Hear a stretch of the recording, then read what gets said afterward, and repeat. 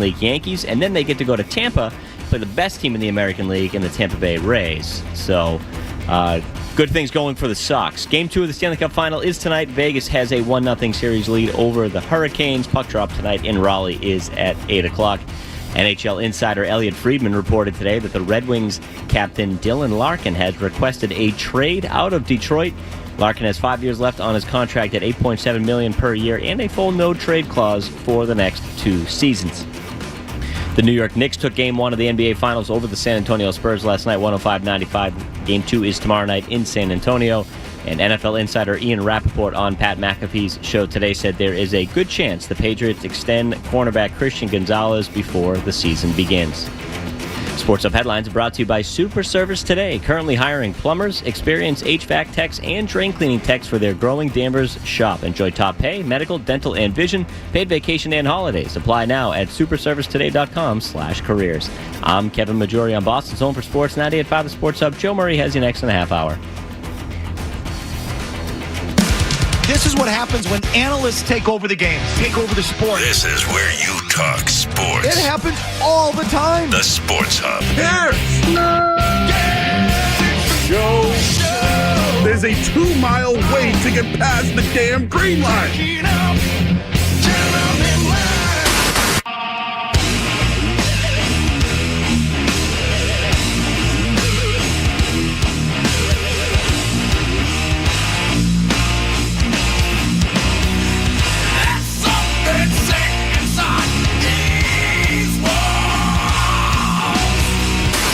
Anyone who gets scared by a bear in the neighborhood, call Joe Murray. I happen to trust Joe Murray. First time I ever met Joe Murray was...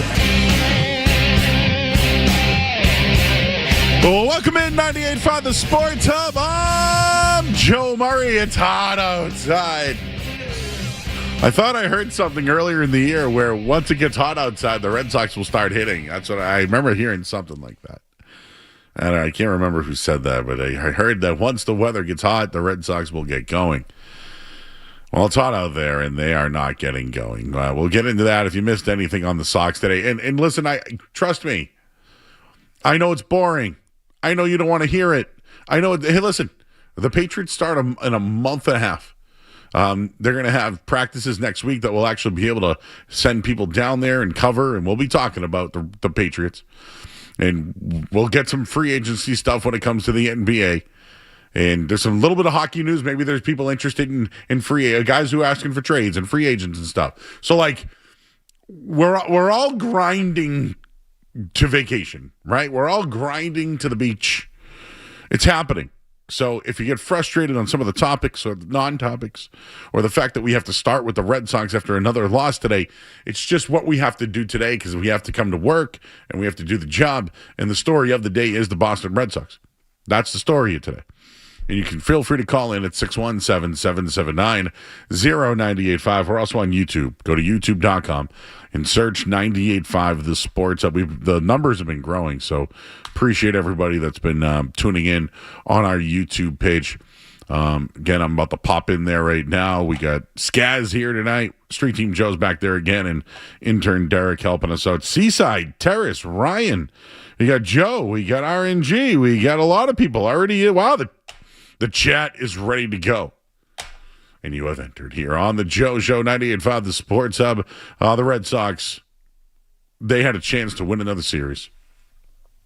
Scored 8 runs last night. It was all good. I wanted to sit here and tell you about Jarren Duran's 10-game hitting streak and how Caleb Durbin has 5 doubles and a triple over the last few games and how he's gone to Waltham and a new hitting guy and all that. I wanted to tell you about that. I wanted to talk about Peyton Tolley's night last night and how great the team, the direction that they're going in. And today was a chance to win another series. It was a chance with the New York Yankees on deck and then the Rays. Today was another chance for the Red Sox to pull themselves out of whatever crap that they put themselves in. And it just keeps getting crappier and smellier. They had another chance today and another embarrassing moment when Brian Bayo has a chance to get back in a groove, he could help himself out. He could help the Red Sox out. And he finally got the start today, which I think we should get into.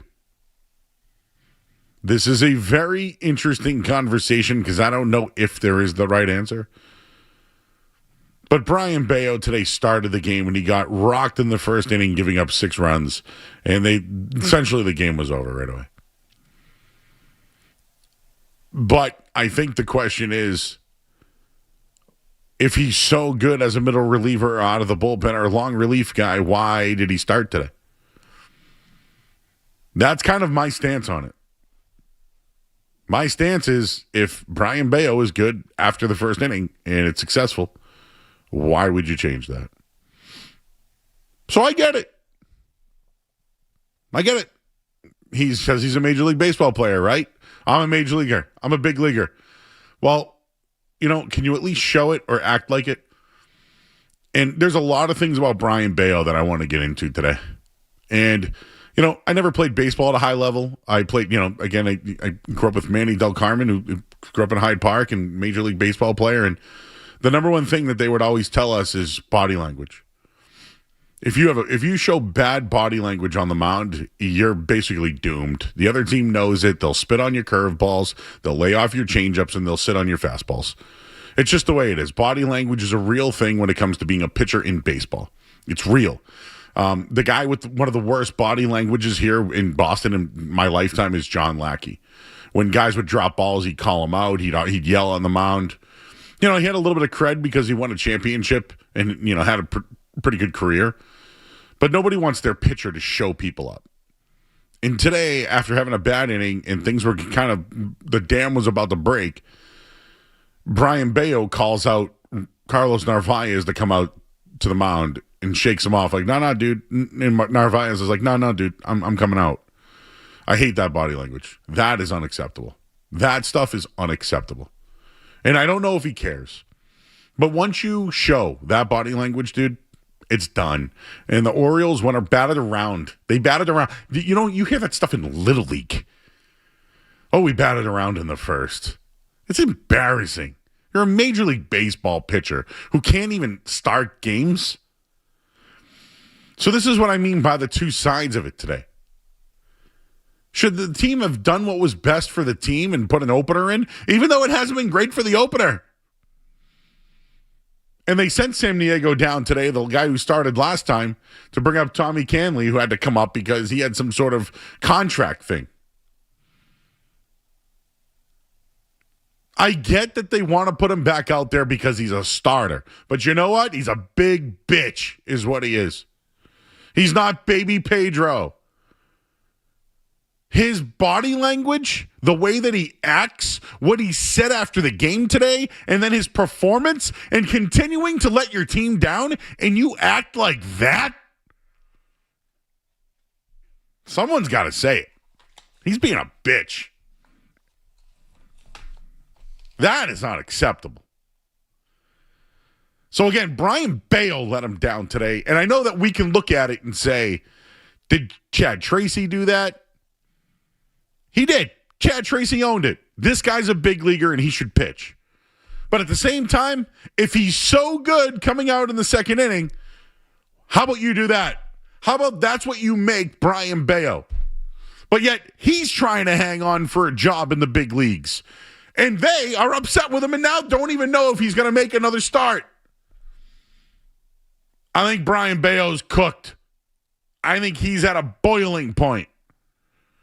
And I think the Red Sox have had enough with it, and they feel the same way that I do.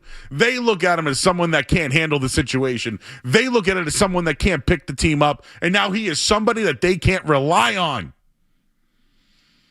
And I'll bring up something that Alex Cora said. Through who? Ken Rosenthal. Young players on this team got long-term extensions before they earned it. Add Brian Bayo to the list. He's one of them. got his contract. They brought in multiple pitchers at the front of the rotation. Sonny Gray, right? They went out and traded for him. They went out and signed Ranger Suarez. They traded for Johan Oviedo, who I know we haven't seen yet. But Brian Bayo, that was supposed to build him back up. That was supposed to make things easier for him. The Red Sox have enabled Brian Bayo. They've enabled him. And this is why he's being a bitch. They've done everything for him, and now he's complaining about it? Now he thinks he deserves a job because he's a big leaguer and can't go down to the minors or anything of that? They gave you the money. They gave you the money. It's up to them what they do with you, not what you think they should do with you. But today, I do blame the manager. I know you depend on him. I know you want him to be the guy. He just isn't. You've enabled Brian Bayo to this point, and I don't know what you do with him. You shut him down? Do you make him a middle reliever? Because he thinks he's a big leaguer. He thinks he should be right back out there. They created this problem. His bad behavior is now on display constantly. It's bleeding through the clubhouse. He can't pitch in day games. You can't depend on him anymore. So as bad as things are, whether it's playing at home or your record or the Yankees coming up, now the Red Sox actually have to make a decision on what they do to somebody that they've enabled. Because Brian Bayo thinks he's a big leaguer. And I think he might need a reality check on that one. We'll leave it there at 617-779-0985. What do you guys think? How you feeling about all this? And I'll give you some numbers regarding Brian Bayo. We'll get into all that and more. I'm Joe Murray here on 98.5 The Sports Hub. You're listening to Joe Murray on 98.5.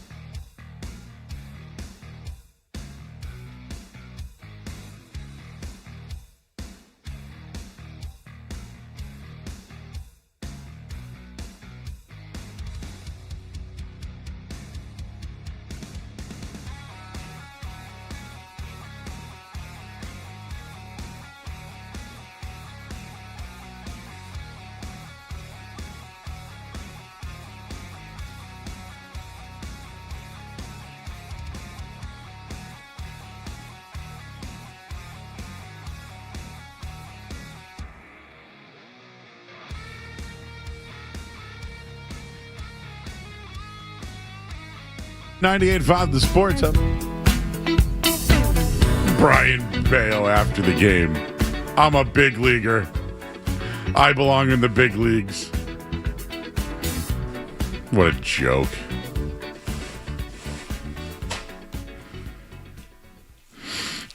The Brian Bayo stuff, the body language, I can't get over that one today. You know, like John Lackey, I got it. The guy was a big jerk, but he at least won championships and had clout.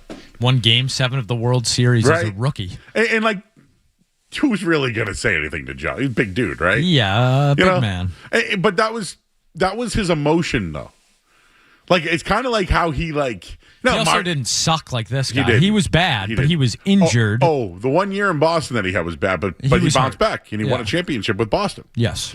His second championship. Think about bad body language, right? Are there other guys that you Luka is a famous bad body language guy. Oh, Luka Doncic? Yes. Yeah, yeah. Especially in the championship. Bad body language guy. A.J. Brown, I think, is a one of the more talked about body language guys in sports right now, reading his book on the sidelines. I think LeBron at an early age was bad body language. At an early age, Joe. Do you remember him and Pat Bev at the Garden not too long ago with the camera there? I would say that was theatrical, yes. But what is the big word with all those guys? Luka, LeBron. Yeah, I would say they're a little bit better than Brian Bayo. He's entitled. I think they've enabled him. They gave him the contract too young. He had a couple of good years early on. He probably shouldn't have been up then. Do you know he was an opening day starter? Like, he's fallen off, Skaz. Fallen? He certainly has fallen off, but I don't know that he was ever that high up with to begin with. Like, maybe it was the potential. This is who the Red Sox are, Joe. Their hope, their potential. This is all their players are supposed to be good. That's what they tell us for years. They feed us that. Brian Bayo, the next Pedro Martinez. He's working with Pedro in the offseason. How'd that work out? I don't even know if he's still working with Pedro. Is Pedro still working with him? If I was Pedro, I would not want to be working with Brian Bayo anymore. You know, this brings up something, and I want to stick on the Bayo thing, but you know, when David Ortiz spoke this week, I was thinking about it. Like, who does he talk to on the team? Like, remember Pedroia they're going to set him up with Durbin. Durbin didn't even know who Durbin was. There's no ties to the old team in this. And I almost wonder if that's a problem, but it's the same effect to the fan base, right? Like, you have no one to connect to, so, you know, what makes you watch every night? I'm upset, Skaz, because I want to watch good baseball. But isn't it every night there's something embarrassing? Every night. Like, how many more embarrassing things can happen? You blow multiple games as a reliever. You have a guy that's got to be a fluffer and the fluffer stinks. And then Bayo comes in and he mows him down. It's the weirdest thing. I mean, yesterday, the third base coach thing, which, by the way, we're going to talk to Smitty later, Christopher Smith. Because it sounds like you can be on the field, you just can't interfere. But then this year they made these new rules when it came to the base coach box, guys. So I don't know what's true. All I know is nobody knew what the hell was going on last night. But people seem to think that Brian Butterfield has done it. I did not see that. I bet if and when Brian Butterfield did it, though, the guy was at least safe, I would hope. Yes. That's kind of the difference with this team. Yeah. The Brian Bayo numbers, though, dude. Well, I got you. all night, Joe. I'll be here. Yeah, I know. We got to play the blame game. Oh, please. I like the blame game. I called Brian Bayo a bitch. Okay. I don't do that often. No. But what I mean by bitch is I think he's bitching. I think he's like a malcontent. I think his poison's going through the locker room. I think he's letting the team down on a constant basis, and I think the team's upset about it. And I think that upper management's upset about it. Like, I think they're at a point where, like, they don't know what to do with him. But today they were like, put on your big boy pants and start, and he blew it.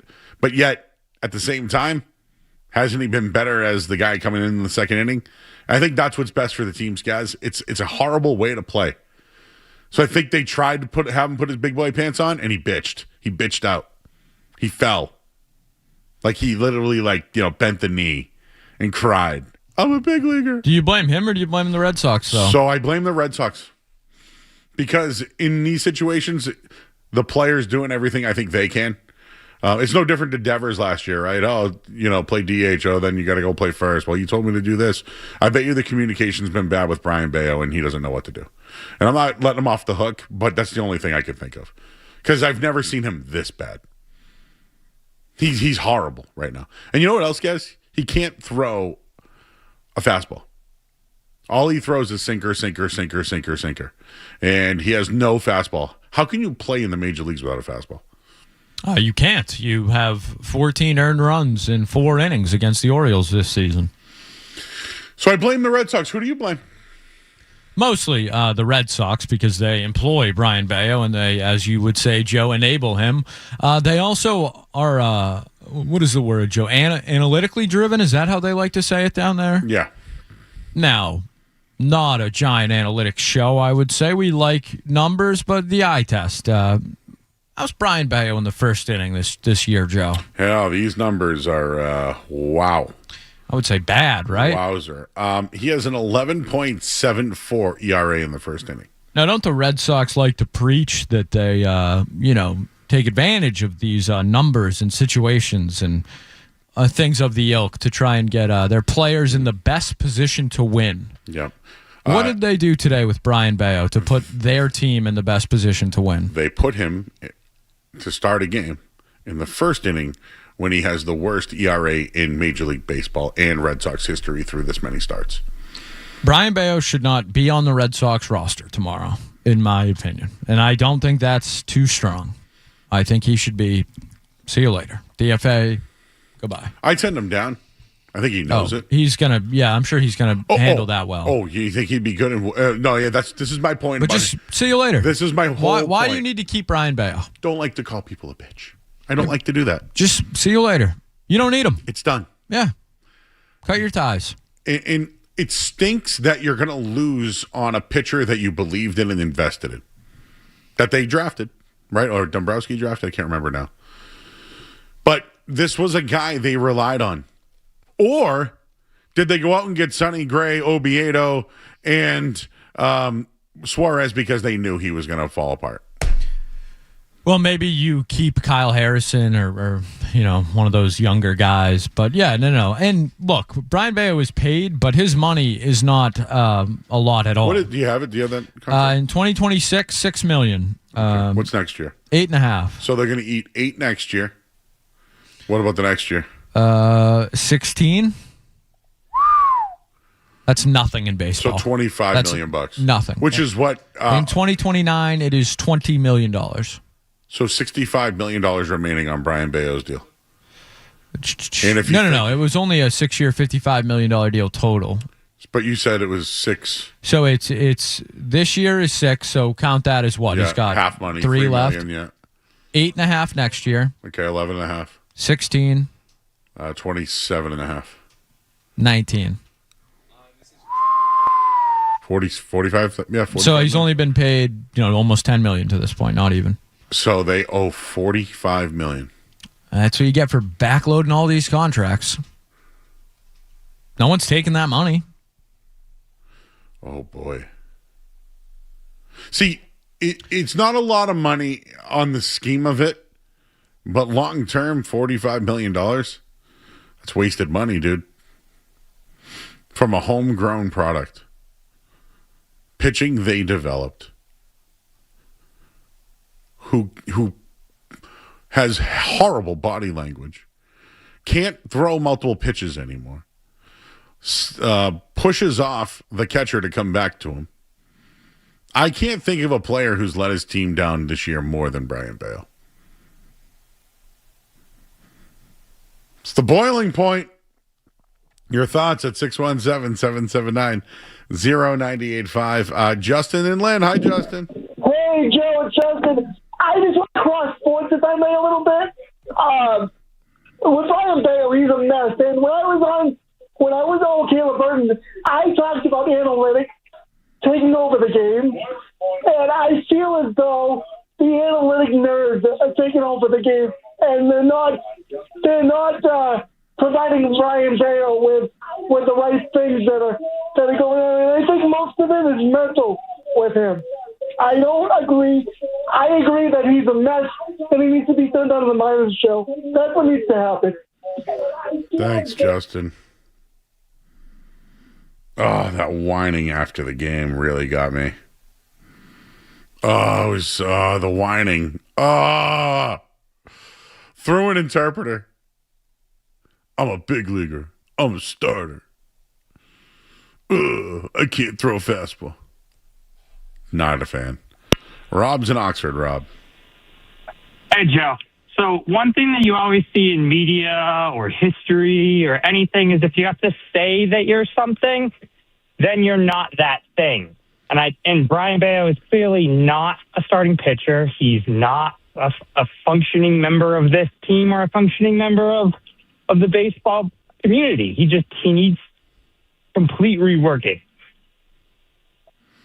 Yeah, dude. Like, I would just sit him for the year. I mean, it's $45 million, so maybe, and that's nothing to the Red Sox. No, I know, but maybe you just make him go away for a year, and then you try to move him. True, yeah. But what other sport, though? And I feel like this is a bigger problem that baseball has in general. What other of the major sports do you have a 27-year-old or a mid-20-year-old still trying to figure their sport out? I think there's some fundamental problem that baseball has from the early stages that has been going on for years, but it seems to be really bad sometimes with pitchers. Yeah. If I give you a football analogy, Baker Mayfield, right? Heisman Trophy winner, goes to the Browns. Shows a little light, but then failed, right? He was playing defensive end for the Panthers one day in practice. You know what I mean? But he figured it out at 27 or whatever it is, right? But that's because they were the Browns and they probably ruined them. Maybe the Red Sox are the new Browns of baseball. I don't think they're the new Browns of baseball. I think they're probably the Commanders, a team that has bad ownership and doesn't pay anybody anything. Well, watch out for without the really dirtbag owner, the old owner. Yeah, well, the old Commanders. The old Commanders.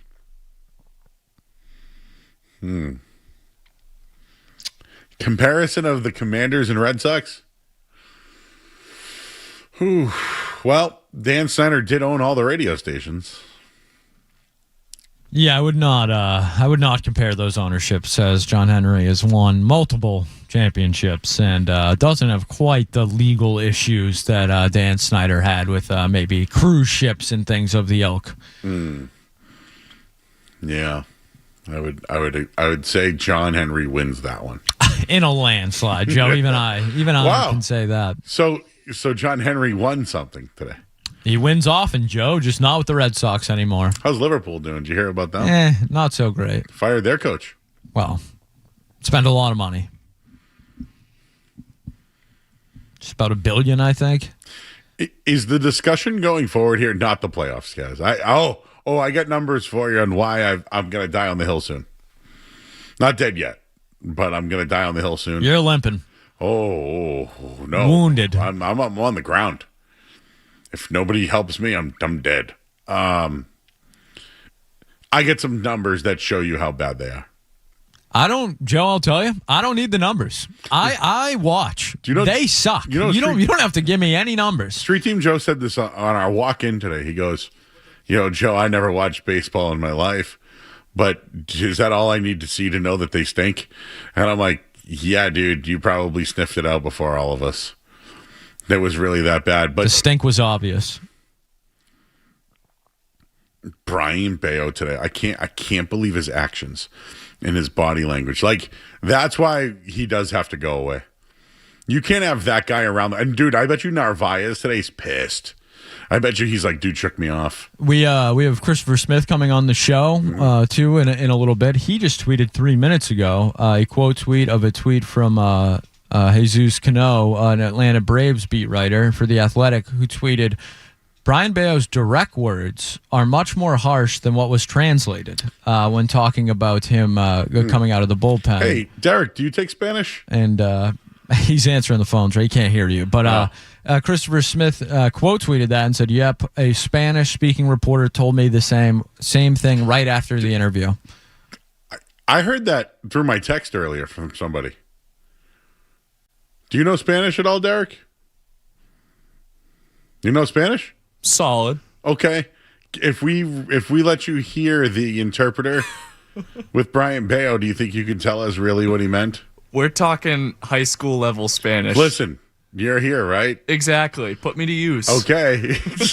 I need you. Maybe put it at 0.5 speed or so. Yeah, maybe we could even do. Is there a Spanish translator out there? There's got to be an AI or something. Will you try to figure it out for me? Yeah, I got you. All right, we'll do that next hour. All right, we got a project for him. 617-779-0985.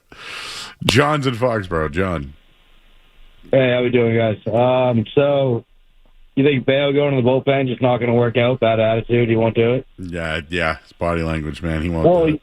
I would just I know Weiser did pretty well yesterday, but they were up 8 runs. I mean, Bayo's giving you something when you have the opener for him. Like if you already have an opener for you, you're basically a bullpen guy. So and if they had a guy to eat 3 or 4 innings at a time, he could be useful there. So, John, my suggestion was, since Weiser stinks with people on base, why don't you make him the fluffer? And then you put Bayo in the second inning to eat the innings. So, therefore, you give Weiser his 1 inning, and then Bayo goes as long as he can. Who is that guy who keeps giving up 4 runs every time he opens for Bayo? Giovanni Moran. He's in the middle of the bullpen now. They stopped using him. So they used the San Diego guy, and they sent him down today for a righty. I think that's the money, man. I think if you have Whiteside open up and he can actually not lose his stuff with nobody on and, be the guy he used to be, and you got Bale come in and actually play. Now, that could be it, Joe. Here's why it might not work, though, because they like to go with lefties in that spot because they can line up multiple, you know what I mean? They don't have the left-right matchups and all that, So a righty really isn't an opener to begin with. But, hey, the Red Sox have sucked at everything else. Why don't you try it? Yeah. I mean, and then what? You have to pull Whiteside after 1 inning? You can't have him on a lead? Well, I don't know. When he gives up? Well, looking at Brian Bayo by inning, he's got a 4.91 ERA in the third inning. Yeah. So, why don't you start him there? Because he has a 16-something in the first. Yeah, he's 11 in the first, 4 in the second and third, 9 in the fourth, 5.40 in the fifth. Oh, you might have to cut him. Oh, no, dude. It's not good anyway. Bad, Thank you, Joe, man. Have a great night. Thanks, buddy. It's bad.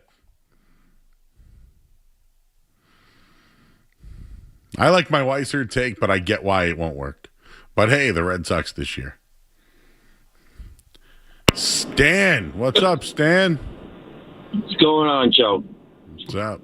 So I was wondering what you think. So, like, back in the day, right, kids used to come up through the league and they were making low-end contracts, right? And they had to earn that large contract. Nowadays, the thought process is that, like, hey, let's lock these guys in. Let's give them that extension. Let's give them more money. And it may work out in the end. But it doesn't seem, I don't know. I don't know if it's really working out. I feel like teams are still kind of overpaying for that. I'd love to know what the numbers are going to look like in a few years when we really see all these teams give these players extensions and everything else and the bigger money. Like, did they just kind of give up on the ball field? Did their drive kind of come? Like, hey, now I make 10, 12 million bucks a year. I don't know. Dude, I think it's exactly that. You've nailed it. And I think the owners did this to themselves. How come this didn't happen to the Braves or the Dodgers or any of the other teams that did it then? The Braves did it, and they won a World Series and are now, the best team in baseball again with the same roster, with basically. Like Acuna was the right guy. I mean, well, sure. Talent-wise, yes. They had other guys that... Albies, they have, Olsen, Chapman. The only thing I'll say... Thanks, Dan. I didn't mean to hang up on you. Well, the Dodgers traded a lot of the young guys, too, for backloaded their contracts. They just have, talented guys. That's the difference. Mookie Betts having one of the worst years ever. They are still rolling. Like, they're still... Shohei Ohtani, you see what he's doing right now? Remember he was having a down year at one point? A down year, yeah. I think he's got 0.75 ERA. His down year is what Caleb Durbin dreams about as he drives to Waltham to learn how to hit a baseball. Hey, do you think we could set up something for him here? Sure. We'll have Street Team Joe meet him in the parking lot. Maybe we'll take some dry swings.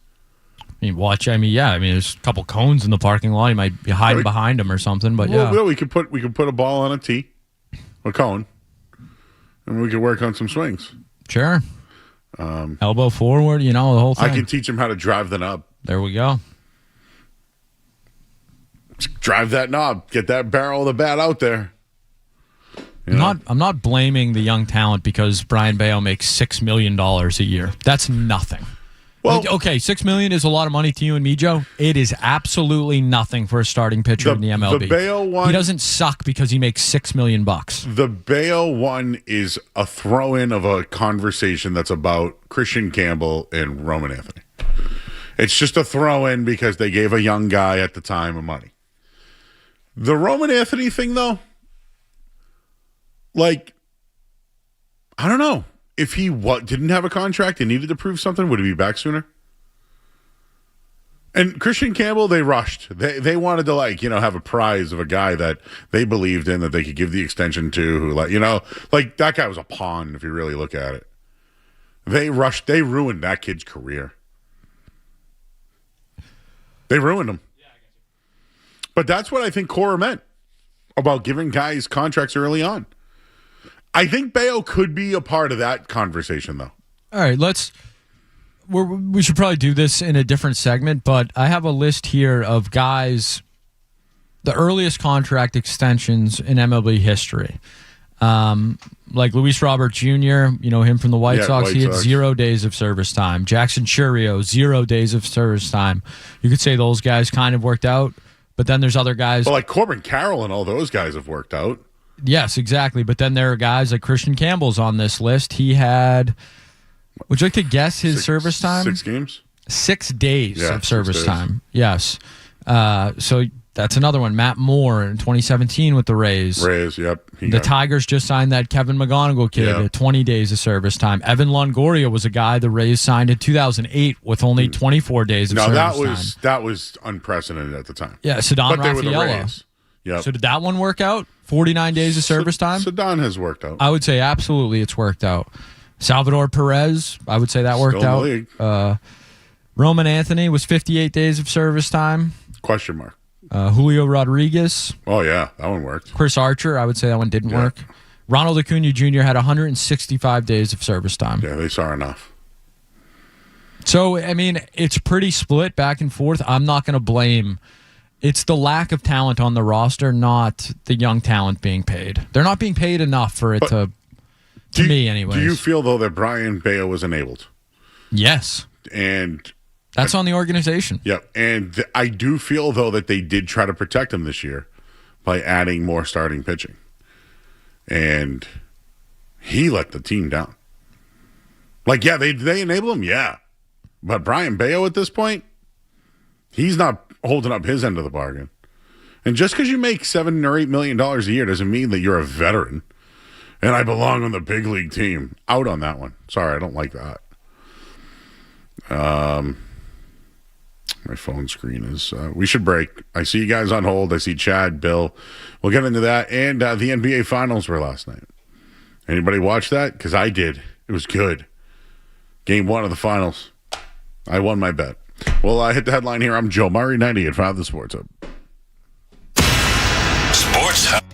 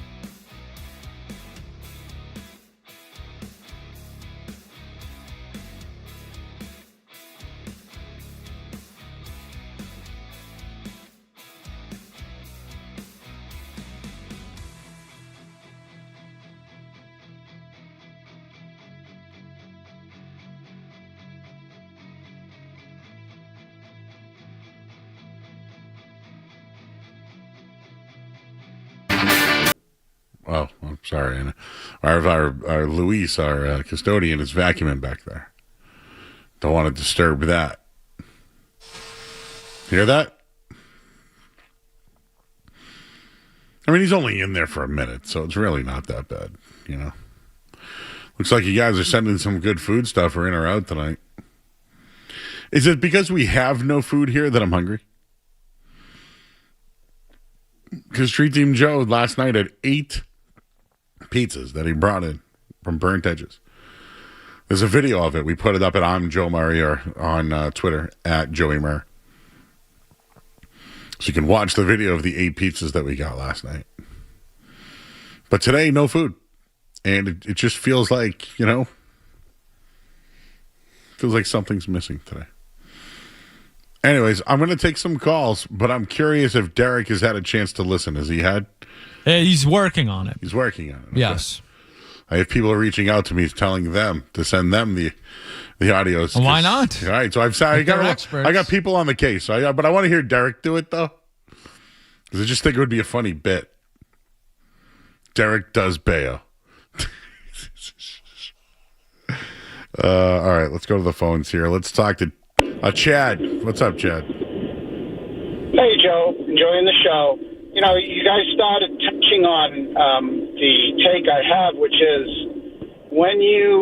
it's not so much the contract per year, it's the guaranteed money, and you couple that with someone like this kid Bayo who doesn't have the heart or the personality or the drive to win, but yet knows in 5 years he's going to have $55 million in the bank, not counting interest. So he's telling them to wag off, knowing, I don't care. If he never pitches another day in his life, that money's already in the bank.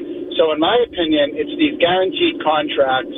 Give it to them early, and if they don't perform and they don't have the personality and they're pushing off their catcher, crying about going to the bullpen, whatever the case may be, because in the back of his mind, he's saying, I'm a millionaire, so what do I care? Thanks, buddy. What did he say? Wag off? I believe that's what he said, yeah. You ever heard that before? No. When he said it that way, wait, what? And I'm sure Brian Bayo really enjoys his day-to-day life right now. I'm sure it doesn't bother him at all. Guys, I'm glad that Alex Cora is fired. Same. But I don't think he would let it get to this.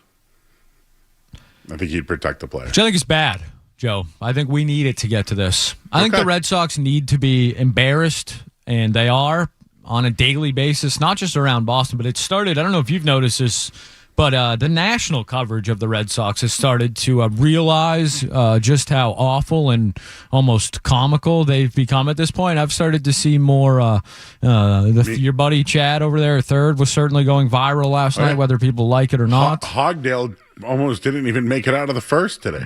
Well, yeah, I mean, the whole thing is a disaster. So that is part of the reason why I'm glad Alex Cora is gone, because I do think he was sort of a Band-Aid and a bridge between the front office and the players. And I think the true disaster that is the Boston Red Sox organization is being exposed right now. And as a Red Sox fan that wants them to, rid themselves of whatever that poison is, I think it's a good thing that it's a complete and utter failure. That was my take when Cora got fired. Like, this is the first step of them moving on from a guy in control, where if it's so bad and they get exposed to the point that you're talking about, they move on from Breslow and they just tear it all down.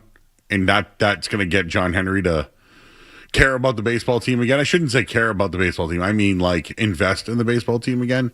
Like, himself, his feelings, his thoughts. I thought that's why I liked the move of Cora. But it doesn't get to this point. I think he would have defended Bayo or talked to him in some way. But you know what? Bayo was being a jerk to him, too. Remember, he was calling him off and telling him not to come out? I don't know where Bayo got the balls, by the way. He did good against the Yankees, I guess. Hey, that's another thing. Why didn't they bump him back a day? If he's so good against the Yankees, why is he pitching a day game? Because he can't pitch in the day. Starting a day game. Yes. Why didn't they have him at night on a Friday against the Yankees, where he's had success against the Yankees? That could have been questioned, don't you think? Sure. I'm throwing everything against the wall now. Everything smells. We don't call it spitballing. We call it crapping. Bill's in Brockton. Hey, what's up, Joe? How's it going? I mean, I don't know why we even keep having to have this conversation about Brian Bayo. Why are we even bending over and talking about whether to put him in as a fluffer, whether to put him in here, send his ass down. Like you said, I'm not sure. I thought I was the only one that saw him shaking off Narvaez, like, get back behind the plate. Like, who the hell do you think you are, dude? I wanted to say the B word just like you, about like a bunch of times on the radio today, because that's how I feel. But the only silver lining we have, you DFA his ass, and Breslow, I don't want him in charge of the deadline, but we have Contreras, Chapman, Gray, and those guys better be all gone. Like, not because I don't like them, just because we need talent. And I don't want Breslow in charge of making that decision. All right, Bill. Appreciate you, buddy. Appreciate you. Well, and it wasn't able to give you my numbers on why the Red Sox suck. But I don't think you need the numbers anymore, do you? Because I like to give numbers because they're facts. But I don't think anyone's eyes are lying to them at this point. NBA Finals. Did everybody watch that? And we're going to talk to Christopher Smith, who could still be at Fenway. I don't know. But he said to call him at 8:20. We'll talk to him then and find out what's going on. But did you watch the basketball game last night? Because I did. Was there a Wemby limiter last night or Wemby limiters? We'll have all that and more this hour of the Sports Hub, though. It's brought to you by our friends over at Valvoline and Oil Change. Enjoy quick and convenient vehicle maintenance this month. Visit NewEnglandOilChange.com. You can save 15% off your next draft or oil change. At Valvoline and Oil Change, the official oil change of busy people. I'm Joe Murray. Don't go anywhere. There's more Joe Murray. On the way on 98.5 The Sports Hub. Hey, it's Fred. Did your roof take a beating this winter? Call my friends at East Coast Metal Roofing for a free quote to replace your roof. The roofs are guaranteed for life, and right now, during their Beat the Heat summer promotion, Sports Hub listeners get 10% off a new roof installation. Call 844-611-ECMR or eastcoastmetalroofing.com. Hey guys, don't miss the Ultimate Fan Watch Parties. There's a big soccer match coming to town, and you can watch the games, win championship tickets, and much more. It's all going down at the Lighthouse Bar at Bally's Lincoln, June 11th, 19th, and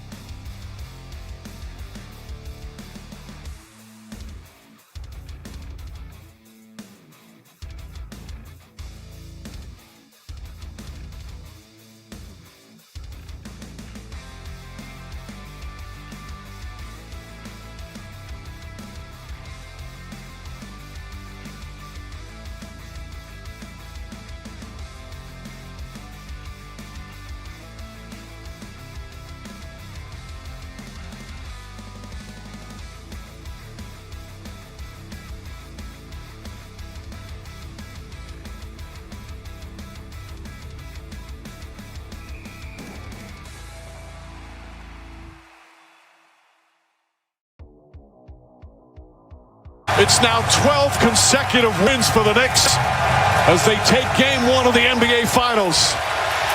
Their 7th consecutive road game. And one of the great playoff runs in NBA history is still alive.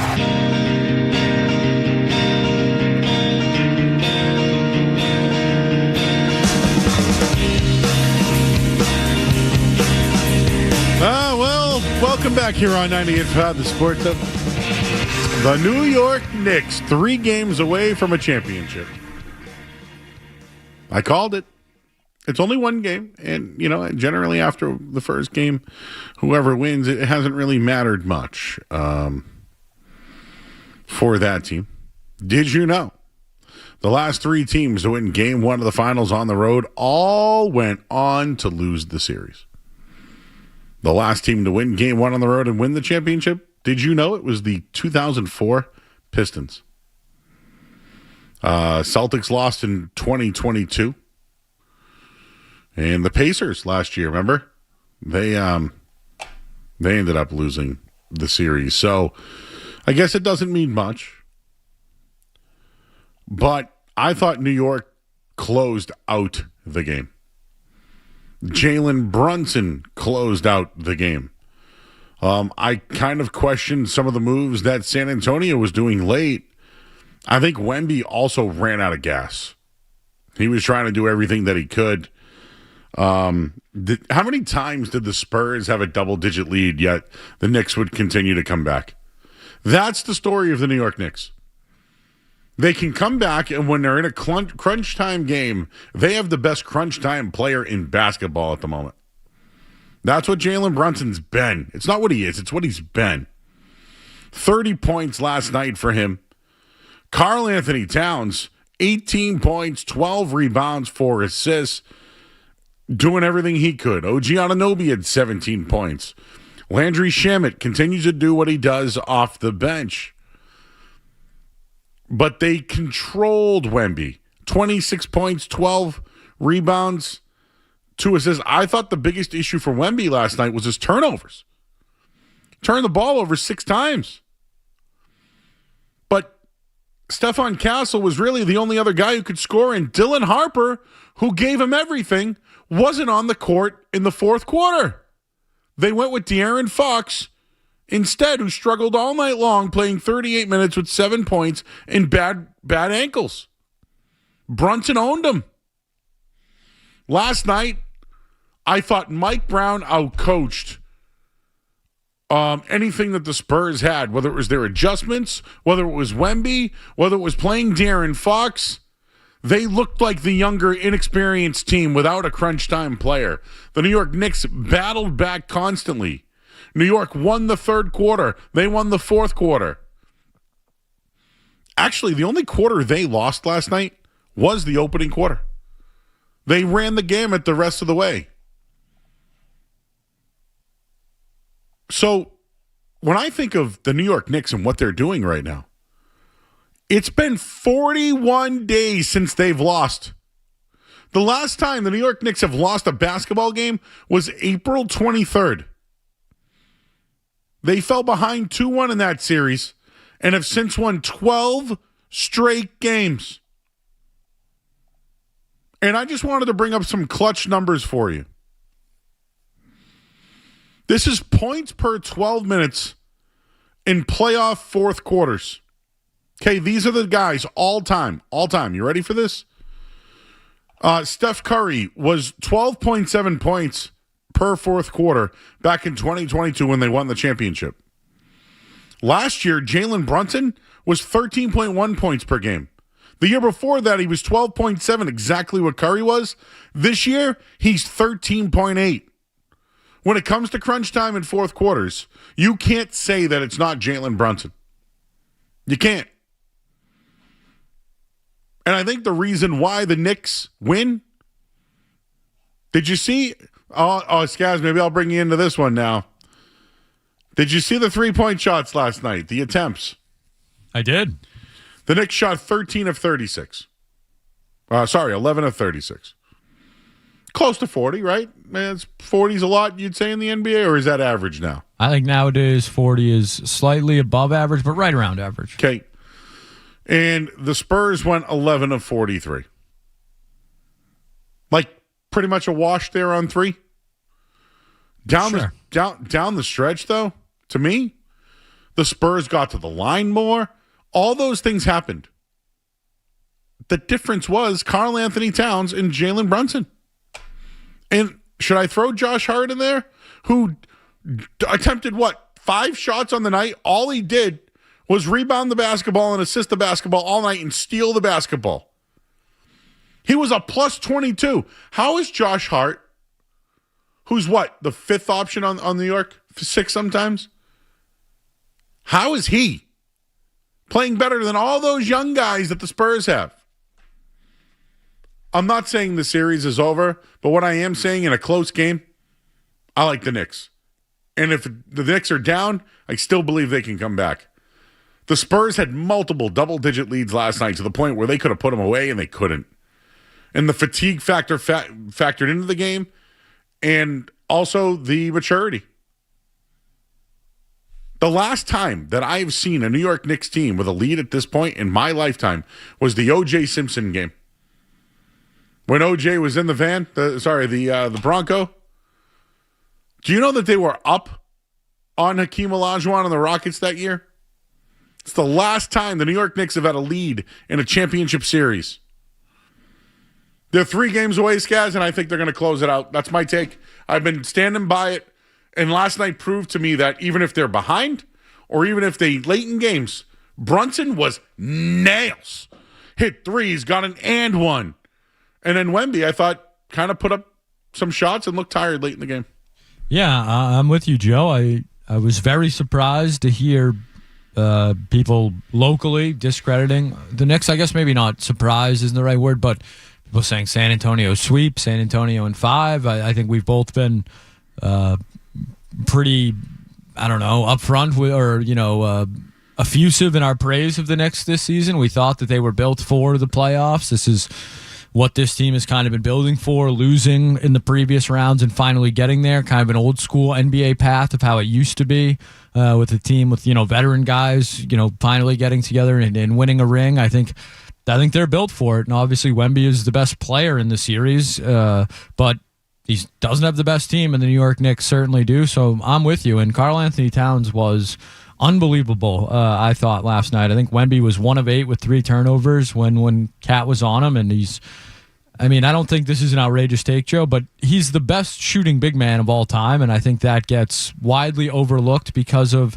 his time in Minnesota and people wrongly thinking that Jimmy Butler was tough and or better than him at basketball, which he proved to be neither of those things as his career went on. Karl Anthony Towns will have a much, much, much better NBA career than Jimmy Butler. So I think Cat gets discredited a little bit. He's a better basketball player than Jalen Brunson. Jalen Brunson is just more clutch and the guy you want down the stretch. But I think Cat's the most important player for the Knicks in that series, and he played like it last night, and I think that's a big, big part of why they won. Wemby looks gassed. He's never played this much in his life, Skez. And we should mention, Joe, while we're talking the Spurs, we will have the voice of the San Antonio Spurs joining us on the program tonight, a local guy from down the Cape. Well, what's his name? Jacob Tobey. Do you know him? So I don't really know him. A friend of a friend, basically. A mutual a friend said, hey, you guys any interest in having the voice of the Spurs on? And I said, of course, local guy calling games for a team in the NBA Finals. Definitely have him on. So I follow him and he follows me. He's got some local ties down there, down in the Cape somewhere. Not sure exactly where. So, yeah, we'll get a San Antonio perspective. Hear about maybe how do you help Wemby out a little bit. And why is De'Aaron Fox playing so much? I'd like to know. Bad ankles. He can't defend, dude. They can't dribble that well either. How does Derek Harper play that kind of game when they don't play him in the fourth? Dylan, Derek. But, yeah, no, How are Ace Bailey and him on the same college team and they don't make the tournament? How is that possible? I was going to say Rick Pitino.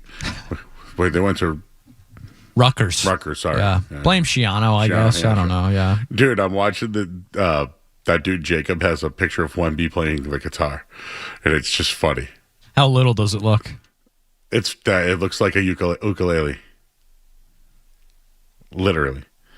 I feel like I should share that. I think that's him, right? I don't know. Now I don't know if it's the Wemby.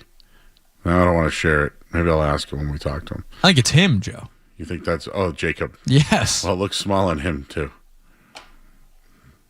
Well, cool. I'm glad we get a national perspective instead of me just telling everybody, I took the Knicks, ha, ha, ha. Because I did.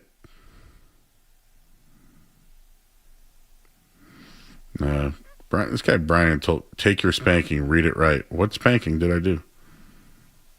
Yeah, the Celtics took a spanking. Yeah. But I think the Knicks are going to win. I don't know what you're trying to say in chat there. Don't understand. Oh, by the way, been taking a lot of heat for taking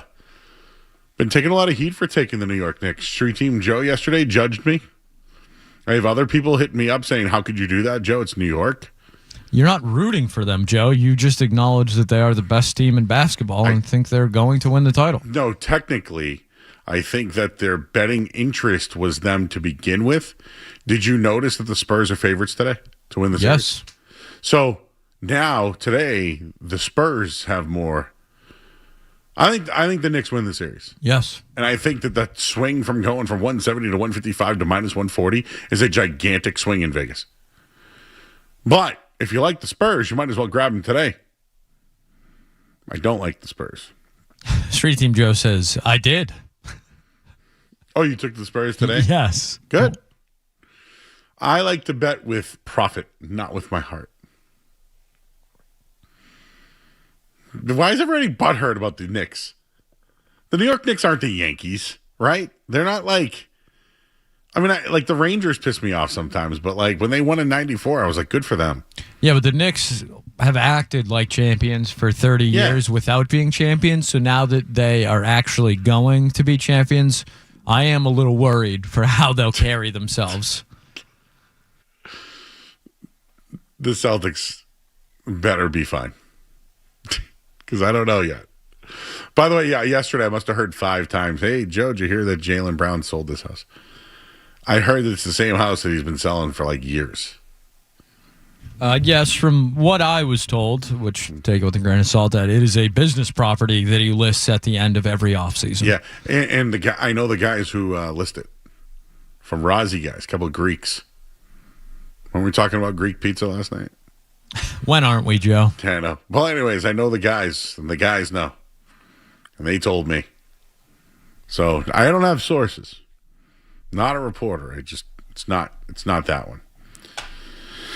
Well, Street Team Joe has made a graphic. No minors for me, boiling point, with Breslow in a pot of boiling water. I need some more context on that one, Joe. And George Thorell has said, keep those coming. You need some context? I might have Chris Hansen calling the hotline in a second. Yeah, I think add a little context there. It's a picture of Brian Bayo saying. Yes. Did I say somebody else? No, you just didn't say anybody. Oh, Brian, you just read the quote. Brian Bayo looks pissed. He looks mad. It's actually like stank face is what I would say he has. How did you get a stank face? Is that like his natural face? Did you create that? Is that an AI version or is it a real picture? That was that a real picture of Brian Bayo? No, it's not. I'm being told. It looks like he's pouting. Looks like he's got stank face. That's you, bro. that's your upper lip, bro. Stinks. All right, Smitty, we'll talk to him. Christopher Smith, Mass Live next on the Sports.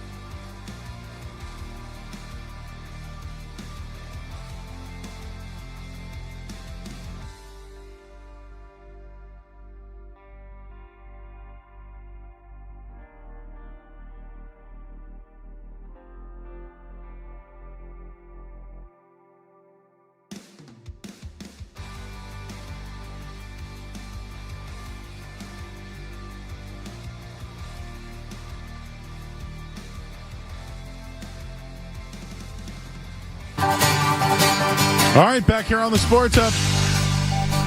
We're reacting to the NBA playoffs yesterday, Game 1, finals. And Brian Bayo started today. I think he's been enabled. I think he's let the team down. And now we have come to a boiling point. Go check out Street Team Joe's graphic. I posted it at Joey Mar. What does Christopher Smith think, who is boiling over at Fenway Park today? You driving home? You're in your AC right now, Chris? I'm driving home. What's up? Dude, what is up? You tell me, man. What the hell happened over there today? Well, a disaster. And actually, I just got some news here. I'm trying to confirm it. Dan Roach just tweeted out that Brian Bayo was optioned to Worcester. Wow. Yeah, Dan Roach got that. Wow. That's how about that? Have you ever broke news before on the radio while you're on the air? Yeah. Well, technically, I did not. I'm just reporting what Dan said. But yeah, no, I'm trying to confirm it. Yeah, Brian Bayo optioned to AAA after today's Red Sox loss. Deservingly so. Oh, yeah, absolutely deservingly so. So I know that you have been told about... We tried to have our intern, Derek, translate what happened today, but it feels like maybe you might have gotten tipped off as well that maybe the language that Brian Bayo used was a little bit harsher than his interpreter. Yeah, definitely. The language was, harsher. We have a Spanish-speaking reporter in there that does a great job. He's from Venezuela, and he immediately said, the question he answered, it was a different answer than what the translator gave. He was pretty upset. He was pretty mad. He basically, what he really said was he wants us to stop talking about this starter versus bullpen crap. And which is a ridiculous thing to say because, you look at the numbers and there's such a discrepancy. I mean, you can't ignore that storyline and you cannot not ask him about it. So, he's just not a great, attitude, body language out there, with Carlos Narvaez, telling him to go back, not come out to the mound. He's had that before with Chad Tracy, where he had that body language with him when he was about to come out the first time. He pitched a game when Chad Tracy was the manager. He was shaking his head the entire time Tracy came to the mound.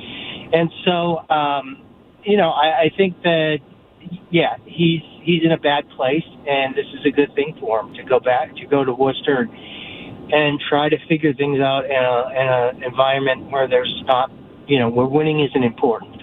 Chris, I understand in the end the player has to be better, right? But I feel like today, with all the analytics that the Red Sox use, I almost feel like they didn't put Brian Bayo in the best situation. Although I understand you got to put your big boy pants on, right? And you got to start games. In a way, I still feel like because he's so good not starting, maybe it would have been in their best interest. Here's another one, Chris. Should they have pushed him back to the Yankee series since he's had success against them? Yeah, so I'm going to go with it this way. He's had successes after an opener, but every opener that is open for him is giving up runs. Yeah, he went into the he went into that he went into the game the other day after Samaniego put them down 4-0 in the first inning. And so I just got that confirmed. He is going to Worcester. So is it that he's good as a bulk reliever, or is it that he's behind in games and he comes in and he can't pitch with a leader or the game tie? That's the thing. You have to think about that, because every time he's come in as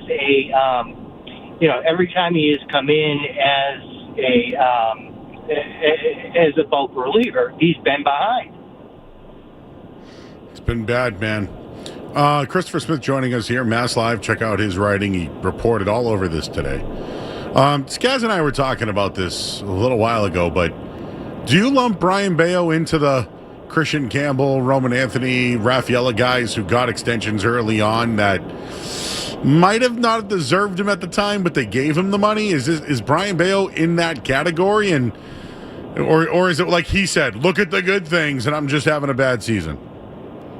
Yeah, definitely. I've been talking about that for a couple of years now. Like, they went out and, they got so much criticism, right, for not giving, certain, like, for not, being aggressive with Mookie Betts at first. And sorry, I almost just got in an accident. Oh, no. Where are you right now? I just got on I-95, and I just got to tweet something out, too. Sorry, I've been kind of, this Brian Bayo thing really threw me for a loop here. Yeah, I know. And I'm going to tell everybody that Smitty's talking about it right now on 98.5 The Sports Hub, so they don't think that you're sorry. No, it's all good. You do your thing, man. You got to, hey, listen, you're a multitasker, and I'm here for you. Dude, I appreciate it because it was a day game last week, and you called in, and I figured, hey man, can you do it again today? Because I know you're there, but it seems like something's always happening over there, huh? Yeah, I mean, it's crazy. What was the initial question, though? I'm sorry. Oh, we were talking about the younger players and getting money early on. Yeah. And, so I think that that's like, that they got a lot of criticism for that, right? Like, Mookie Betts, they weren't aggressive with him from the start. And so now they've been, over the past couple of years, they've been too aggressive, right? In giving out these contracts to people that, you really don't have to give them out to. I mean, like, let's see what Brian Bayo is. Let's see what Cedar Rafaela is. I mean, like, the contract wasn't huge to Cedar Rafaela. But, Christian Campbell, what is he beyond 2 weeks of a major league season that he had? Or actually, it was only like 4 games before he got that contract last year. And so they rushed to do these deals, and I think they've overreacted. And, look at Major League Baseball. There's 6-7 years of arbitration control or team control. Why are they giving these out? So, yeah, I mean, I think that it's been a trend, though, throughout baseball, and that's something like, it's difficult nowadays for a manager, as Alex Cora brought up, back before he got fired. It's like, you give out all these contracts, and then you expect the young guys to perform in the major leagues right now. And you have to teach them in the major leagues right now. And there's never been a bigger discrepancy between AAA pitching and in major league pitching. And so everybody is having their bumps and bruises, like, as a young player. I mean, we look at Roman Anthony, 1 home run, 5 RBIs before he got hurt. Well, look at the whole Orioles roster. I mean, Gunnar Henderson, a lot of these guys that, Jackson Holiday, a lot of these guys, top-ranked prospects who have regressed a little bit and who aren't, what they were expected to be. It's just so tough now.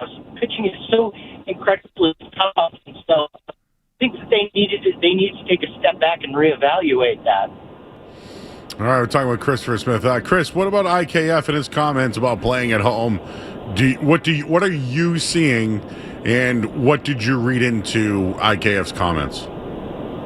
Yeah, I mean, he could have meant a million things. Like, there's a lot more media there, which there technically, like, there isn't, like, a crazy amount of media, right? And like, after COVID happened, the amount of reporters that come from, like, to the Red Sox games has been minimized big time. I mean, there's not that many reporters. So he could have meant media. There's more media that you don't know around. There's more analytics guys there. That's possible. There's more people from the team. Those nerd type guys that are going around. There's more fans that are, there's fans that are booing. I mean, they booed Brian Bayo today in the first inning. They're reacting when this team loses or when this team is losing. They're flying banners over Fenway Park that say, sell the team and, John Henry chants and all that. So, but I mean, in all, this is a big market. What do you expect? And so, I think that, they were very confusing comments at first, and he really didn't clear them up too much. Although, at most, though, he said, like, it's a variety of things. It's a combination of things. He wasn't talking specifically about one group of people or one person. Yeah, the IKF stuff I feel like is about analytics, but that's my own opinion as a guy who just stirs the pot here. I mean, look at you can look at it, and I mean, there's obviously players that aren't liking some of the analytics things. I mean, you look at Caleb Durbin, who went to his own hitting coach. Right here in Waltham. Right here. Yeah, and so, that's after Carlos Narvaez did it. And Carlos Narvaez was the one that told Caleb Durbin, to do it. John McCaffrey's written about that in The Athletic. I think it was today. So, you have a very driveline staff. And I have, I did a big series on driveline earlier this year, and I have different opinions on that. But it is a big driveline staff now. Like, the only person the only hitting coach that remains on this staff from Alex Cora's hit at 3 hitting coaches is the driveline guy, right? And so there is more of a driveline approach. There is more of an analytical approach. But, I mean, yeah, so, that might be it. All right, I'll let you go get a Richardson's ice cream in a second here, but just last thing, the third base coach yesterday, Chip Epperson guy there. Yeah, I've never seen it before. I've never ever seen it. I saw you getting it on Twitter. I was going back at people, and just so you know, I played in Little League, right? There's some dude hit a walk-off grand slam.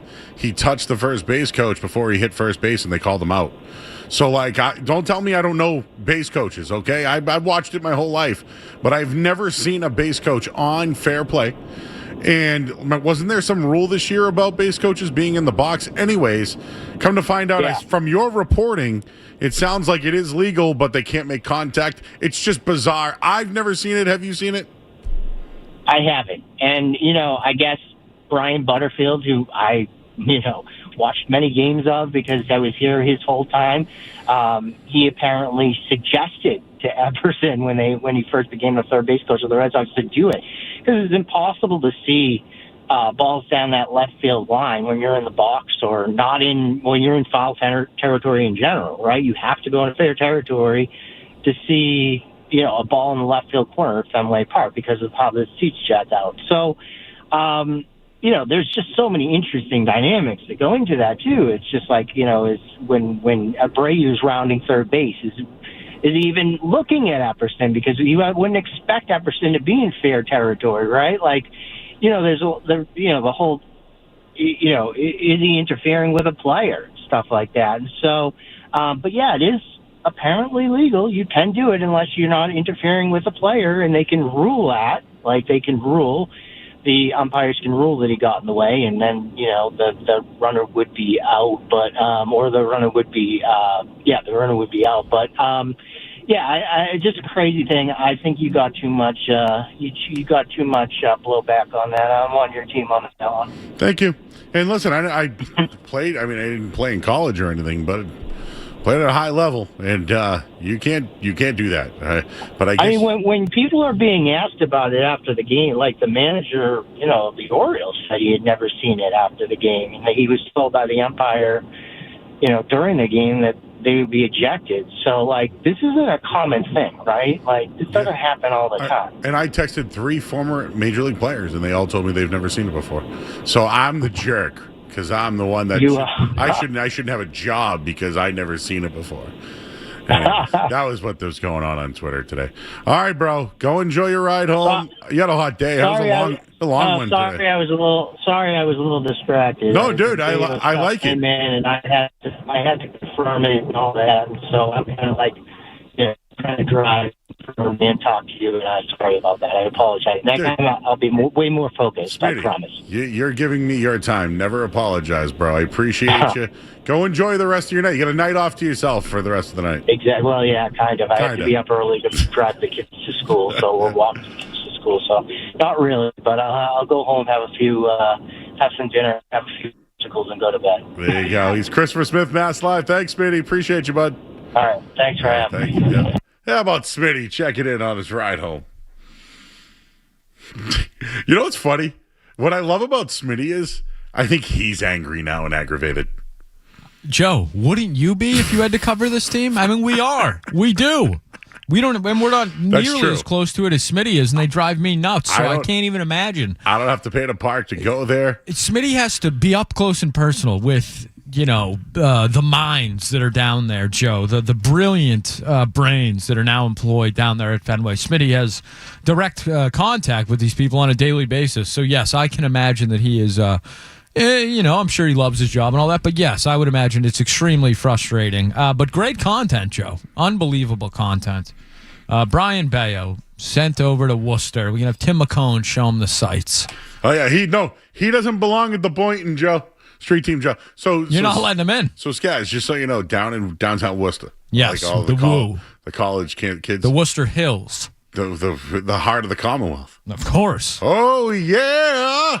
Worcester, Massachusetts. What a wonderful city. Oh, yeah. Worcester. There's the Boynton and there's the sole proprietor. They're right next to each other. One's a fish. The other has everything. I'm a Boynton guy.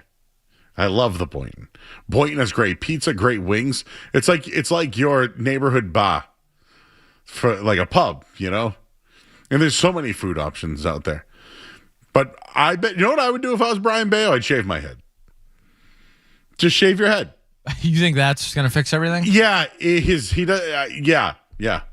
I think he needs a whole new look, so we don't even identify him. You know what? By the way, do you know that I have multiple Brian Bayo cards? I'm just going to give them to some kid. Or is that worse? The fact that I gave them to some kid. So all those Brian Bayo cards, ruined. My Roman Anthony cards, done. My Tristan Cassis cards, oh, boy. Solid kindling there. Like, what the hell am I going to do with these things? And I still got Mac Jones cards. What about Matt Corral? You got any of those? No, I got... Whatever happened to that guy? His rookie card with the Panthers was everywhere. Sure. I had a couple of those too. Dude, I don't think you can buy like Red Sox cards right now. Why would you? Would you buy Arias maybe? Sure, yeah, that'll work out. No one else has lit it up in the minors and come up here and struggled at all. I believe 100% Franklin Arias will be great. There's nothing the Red Sox have done with any of their other young talents to prove me otherwise, Joe. Just going to buy football cards. Pokemon, Joe. They can't tear their ACLs. You know what? You're right. Trying to tell you. Pikachu's not showing up on TMZ with a bad headline, How do I know if it's like a big card? That you maybe talk to Milliken or someone that's more in the know, but it's shiny, I think, usually. Maybe it's numbered? Maybe. I don't know if Pokemon does the numbered, but yeah. I think I do have an app called Card Ladder. I don't know if they have Pokemon, though. Dude, I have some good silver Brian Bayo rookie cards. Like, nice card. I take him over to Worcester. Get him signed. I tell you, some kid at the Polar Park the other night gave me his cards to ask if I could have Drake May sign his cards. And Bayo would have been a good pitcher in that softball game. Let up some taters. Only pitched the first inning. Have you ever seen it in your life that a guy can't pitch the first inning? No, especially a starting pitcher. This is why he should shave his head. Can you see it on Nesson right now? Boston Center in the chat. Just shave it, bro.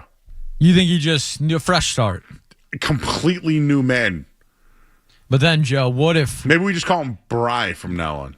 Don't like that, but...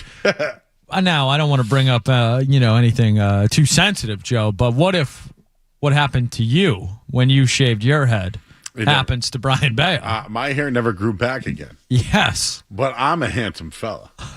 Yeah, well, Brian Bayo, he got money to get that hair transplant. So you're saying he shouldn't have those same fears. You think Dr. Leonard would take on Brian Bayo? At this point, I don't know. He might be paying for that hair transplant. I don't know if he's getting the same deal Portnoy got there. You ever hear that? I don't know if you want him doing the ad reads. Portnoy's commercial is kind of like, yeah, I got new hair. It's only 15 years old, too. He's like, oh, I'm going to brag about it. I think it's dated like 2016 in the system or something. Yeah, they put me in a chair. I watched the Patriot War movie or whatever movie it was. It's not, yeah. What's the other movie? Braveheart, I think it is. Yeah, I've only heard it 1,000 times. Somebody wanted to tell me that we used the wrong logo, but they sent me the Paw Sox logo. Yeah, send him there. Send him to Pawtucket. Oh, yeah. Send him down to NP with JP. JP hang out with Bayo for the day. Get him right. Maybe, hopefully he dresses well enough. Yeah, there you go. For that. Just so you know, the translation, I have it. Has Derek worked on it? I believe Christopher Smith was the one that was working on it feverishly. Does he need to work on it, though, or no? When he was, I believe Derek has Christopher Smith's at this point. Okay, all right, great. First of all, just stop talking about the bullpen starter crap. Because I'm pitching well as a starter. Nobody talks about it. Wait a second. Now that I'm having a bad season as a starter, everybody wants to talk crap about it. The first thing is that we should stop talking about it and focus on the good things. What is the good things? What are the good things, Brian Bayo? Focus on the good things. What? Tell me. Give me something good. Give me something good. Crap.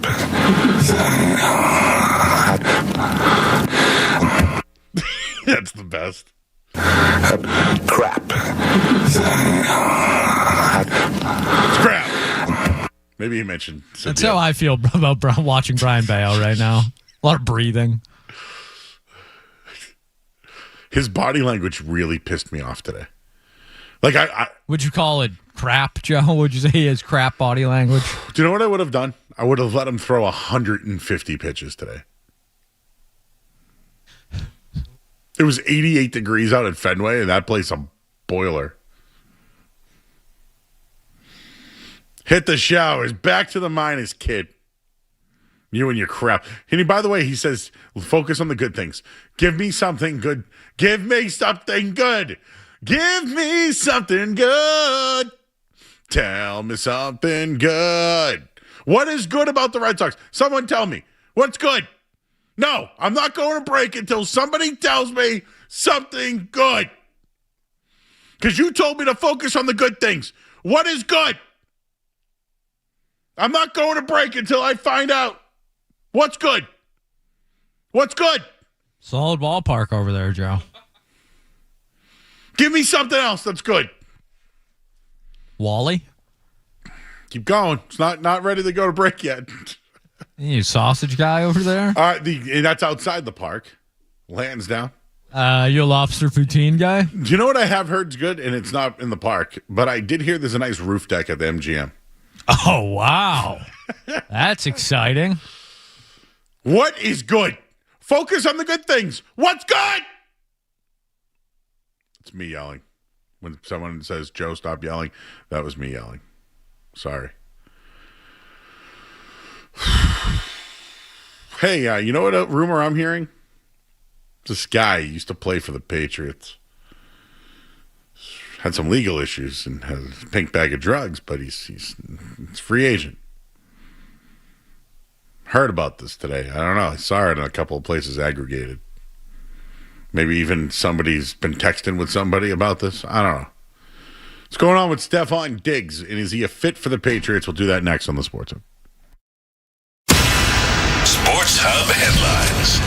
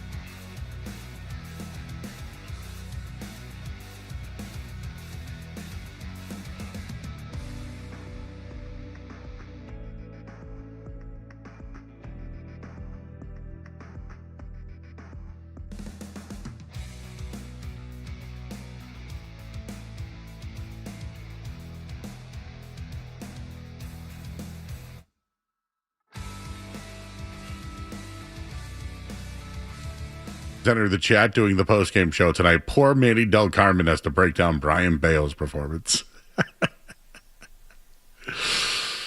What do you think Manny's going to say? He sucked. He's got to go to the minors, kid. Maybe he could go to his academy. Boston Athletic Academy, maybe they can learn some things. Yeah, I think Manny's got enough going on. I wouldn't put that on. They actually just had like a big tournament down in Florida, I want to say. Manny's kid's coming up too. So anyways, but poor Keegan's sitting there like, how do we talk about this on Nesson right now? I think you just get, like you said, Skaz, earlier, it's time to expose it, baby. It's bad. Speaking of something, take. You guys ready to take? I think the Patriots will be worse if they add Stephon Diggs. Why is that, Joe? Targets, too many balls to be thrown around. Too many balls. Lots of balls. Not enough balls. But who's got the biggest balls of them all? That's A.J. Brown. And then Romeo Doubs, right? How about Hunter Henry? Does he need to have some balls? No, you're going to say no? Just let him block? Hunter Henry did. You're down. I'm a little worried about the tight end You're room, down on Joe. Hunter. I'm down on the tight end room and the running game. No, what we should do is peep a tight end every night. Last night was Johnny Smith, right? Who else is out there? We got a peeper out there? Let me think of a nice little tight end around the league. What about one of those Browns tight ends? Like, is there like what's that guy? Otten? Taysom Hill's out there. Oh, dude, Josh McDaniels would love him. He's 36. Oh, boy. Zach Ertz, also 36. I think he broke his leg or something, though, right? How about Will Dissly? He's already been here. But he knows the system. John Fitzpatrick? Nope. Mercedes Lewis? God, he's got to be 40. 42. Pharaoh Brown, you want to do that again? No. He can block, though. Donald Parham. Mm-mm. All right, Will Dissly can catch. Sure. How old is he now? 40? Will Dissly is 30. Get out of here. He's been in the league for 8 years. Played with Brady. What was that first name you gave me again? Taysom Hill. Oh, you like that, Joe. Little gadget guy for you. He might be a fullback. I think he's just got a mind, though. Oh, yeah. What a mind. Football player. Yeah, football player. Not a lot of wins down there. Not a quarterback. In New Orleans. Yeah. Well, BYU. Sure, they were great. He replaced Breeze, didn't he? I mean, they haven't had a quarterback since Breeze, right? And I like Shao. Yeah. I think he's pretty good. I think it's Shuck, but whatever. Oh, I got a lot of his rookie cards. I think he's good. I bought Spencer Rattler cards. Yeah, not so much. Yeah, that didn't work out for me. Anyways, Stephon Diggs, in or out? Out. I think I'm out. Would I like it as like a remember like Troy Brown in 07 was on the team, but he was a leader, but didn't play? I would say his personality and Stephon Diggs slightly different, I would say. But I gave you the numbers, like A.J. Brown significantly better per game yards than like Romeo Doubs is the replacement for Diggs. And I think it's an upgrade. Now, if you wanted to go Diggs, Doubs, Brown, you're slower. And honestly, I think Mac Hollins is the guy to fill that role. Do you know Mac Hollins has no guaranteed money this year? So he's kind of like playing on a salary. Do you think they fixed that? Why would they? And here's the other thing. Keyshawn Bootie's still here. I know he wants to get traded, but like... He won't be here in a couple weeks. Yeah, but I don't know that. And you know what's funny? We talked to Christopher Smith last night. No, Christopher Price, sorry. Chris Price said that Bootie should do everything he can to show that he can be a good teammate during this time. Show that he can be a guy. I don't know, man. I actually think there's more of a chance Bootie's here than Diggs.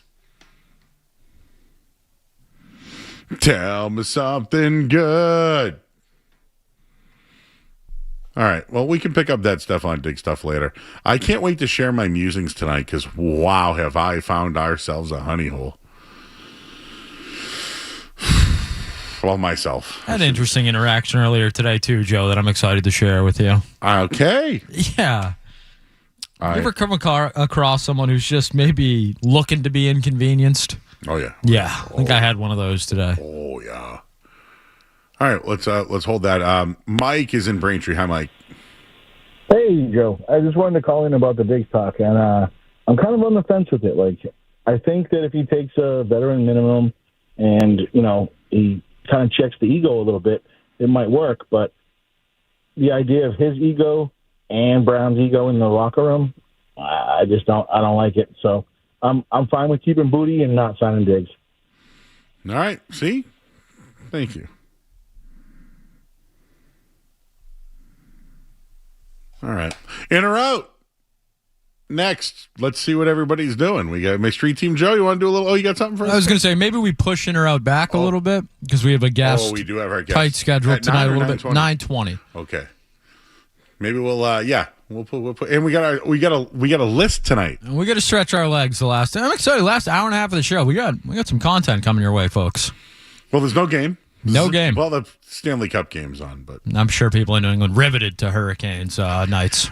Okay, so I work on the show. Boston's entered the chat. I can't work tonight because obviously the show's at night and my show's at night. But today they are doing Manny Del Carmen's favorite Manny moments, and some of them include Manny Ramirez. That's why he's the best. Oh, I love it. And they're showing them, like, I don't know if I ever told you, but I bet the Red Sox 1.5 one day. Joe, I think we've all heard this story. The only way they could win is if he had a grand slam, and he did. And they're showing it right there. I could have ran to Fenway from my house. I was so excited. I think you did, from what I heard. All right, we'll hit the break. You're listening to 98.5 The Sports Hub.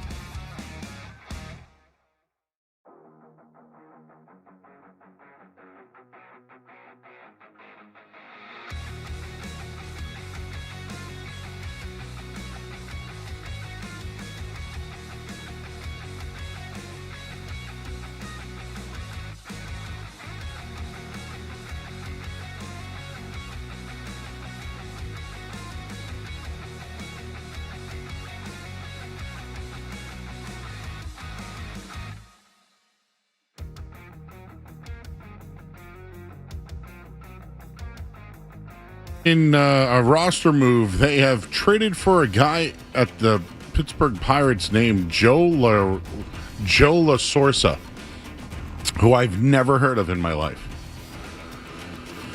So at the at the NHL playoffs right now, Vegas leads 1-0 after one period. Headlines are brought to you by Super Service Today, currently hiring plumbers, experienced HVAC techs, and drain cleaning techs for their growing Danvers shop. Enjoy top pay, medical, dental, and vision, paid vacation, and holidays. Apply now at superservicetoday.com. I'm Joe Murray. Deep three, violent two-hand slam. Wow. 98.5 The Sports Hub. Right back here on 98.5 The Sports Hub.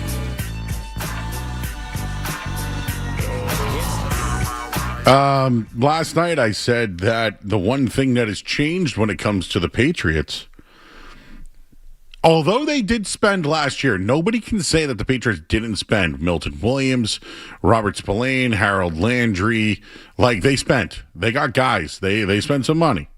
So I don't want to hear people say that the Patriots don't spend, but what I will tell you is they're even doubling down on it this year, trading for A.J. Brown, signing Romeo Doubs, giving extensions to certain guys like Michael Onwenu, drafting another tackle this year, bringing Vera Tucker to protect Drake May, a fullback in. I mean, they did a lot. They've done a lot. Draymond Jones coming in to help out with their run game and their edge. Well, according to multiple reports today, this is what we're reading here, but according to Ian Rappaport, there's a good chance the Patriots extend Christian Gonzalez before the season begins. Quote, I imagine he's going to get a huge deal. I imagine the Patriots will make it work. I just don't know that it's going to be imminent. That was earlier today on the Pat McAfee show, Ian Rappaport. So there's a chance, and he also said, next couple of days, I have not heard that, though. So it sounds like they're close. My thing is, when I think about Gonzalez, he's 23 years old. Is he really going to set the market and take all the money? A $40 million defensive back? My only gripe against Christian Gonzalez, two gripes.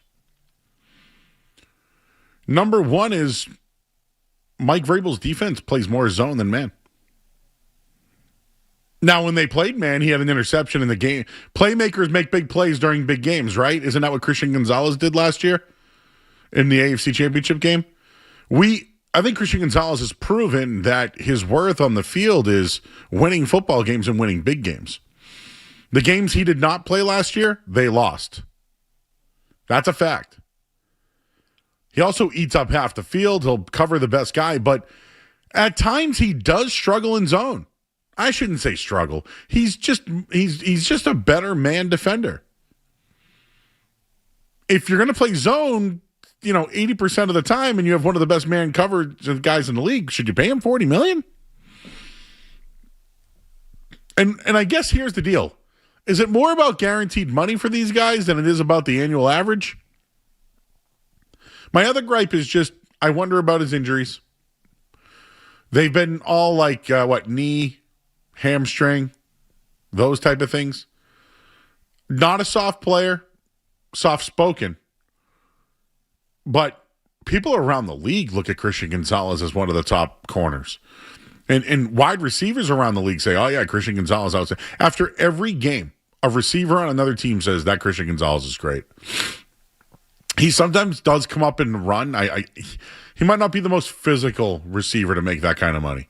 Like, in my opinion, I would take Patrick Surtain. But one is just so much younger. There's some huge upside for Gonzalez to bulk up, become a better tackler. But at 23 years old, I mean, this guy's got 5 solid years in front of him, the prime of his career. So maybe there's something to it, but that means that the Patriots would have acquired an all-pro wide receiver, sign an all-pro defensive back. Kevin Byard was an all-pro last year, right? Vera Tucker at one point, I believe, was an all-pro, if I'm not mistaken, or at least a Pro Bowler. Earlier today, I found this interesting. I'm a Super Bowl or bust. I think Skaz even said it himself. If you're going to spend this type of money, shouldn't the expectation be, 1,500 yards, Super Bowl appearance, MVP, or at least win the AFC East? Like, I feel that way. It was funny. I turned on Felger and Maz early on today. Actually, what was funny, Skaz, was the Red Sox started at 140 or whatever. And when Brian Bayo gave up 6 runs in the first inning, I flipped over to Felger and Maz, and they were talking about how Louis Riddick says also that A.J. Brown's going to have 1,500 yards and that they should go to the Super Bowl. I found it a little interesting that Felger and Maz thought that they won't get back there this year because of their schedule. Yeah, I think the schedule is difficult. I do think there'll be regression. I do think that there'll be a better team, though. But how can we sit here when we watched? Do you know that this year they said that the Red Sox should be the goal? I mean, the World Series should be the goal for the Red Sox this year? But it can't be for the Patriots? Make it make sense to me, Skaz. I remember people saying that's the goal, was the World Series for the Red Sox. So it's not the goal for the Patriots who just lost it? Who just doubled down on Romeo Doubs and A.J. Brown, and now they're going to sign all these guys and draft the tackle and all this? How could the Super Bowl not be the top priority for the Patriots? I almost lost my mind when I heard them say that today. And it's okay if you don't think they're going to go back. That's your own opinion. That's fine. But you mean to tell me they're doing these moves not thinking of going back to the Super Bowl? That's crazy to me. So we can't sit here and say the Celtics are built to go to the championship because I said that. And I'm not going to be one of those people who say the Knicks were a better team because they were. I just think that the Celtics blew it this year. And I do think they would have lost to the Knicks. I do. I didn't think the Bruins would go far in the playoffs, and they didn't. But to sit here and say that the Patriots spending all this money and investing into it and not be a Super Bowl contender or not be there, that's my only expectation. So, Skaz, when I do postgame and when we do the night show every night, if they have a bad game or it doesn't look good, I'm going to say, doesn't look like a Super Bowl team to me. Because my expectation is Super Bowl or bust. Yeah, I'm with you. I think the only thing I would amend is that it's not a 1-year window for me. I think it's a 2 to 3 year Super Bowl or bust window, but that should be the expectation going into the season for the next 3 to 4 years with Drake May, Christian Gonzalez, A.J. Brown, Romeo Doubs. Like, there is no other expectation for this Patriots team. You've been to the Super Bowl. You've gotten there with this quarterback and this head coach in the NFL. That's what matters. That's what we're told time and time again. Head coach, quarterback. You've been there with that head coach, that quarterback. If that recipe doesn't change, there's no excuse for you not to go back there and win one in the next 3 to 4 years. So they have that expectation, and I think it's fair. I mean, it's high, it's lofty, but I think they've earned that high expectation. Steve Dubois in our chat says, so it's a failed year if they don't go back. Yeah. I'm not saying it's a failure of a year, but isn't it a disappointment if you don't go back after you invested so much into it? I think the rule used to always be that it was always considered a successful season if you made the Final Four. Basically, the conference finals. Are you in the AFC Championship game? I think... I'm saying AFC... All right. I think that's AFC the floor. game. That's where they've put the floor. So if I say Super Bowl or bust, I'm going to say it. But if they lose in the AFC Championship game, you have another crack next year, right? You have multiple cracks with Drake May. But I think when you invest that kind of money, we should be... Dude, when the season starts, I'm going Super Bowl campaign the whole way. Because they should be. See them win the AFC East first. Oh, you're one of those, what's with hat and T-shirt first? Hey, I like the hat and T-shirt, Joe. Swag? Come on, we're in the radio business, Joe. It's all about the swag. We need something tonight. Solid floor, AFC Championship game. I'm in on that. All right, Skaz, we have a guest with us next, the voice of the San Antonio Spurs. Is that correct? Yes, the TV play-by-play guy of the Spurs, local guy Jacob Tobey, will be joining us next out of his busy schedule. I think he may have a media basketball pickup game to get to at 9:30. We might have to ask him about that. But yes, he will be joining a local guy doing good, Joe, covering the NBA Finals. So, yeah, why not have him on Boston's biggest station? All right, we'll talk to Jacob Tobey, play-by-play voice of the Spurs, next here on 98.5 The Sports Hub. You're listening to Joe. You're listening to Joe Murray on 98.5. You're listening to Joe Murray on 98.5 The Sports Hub.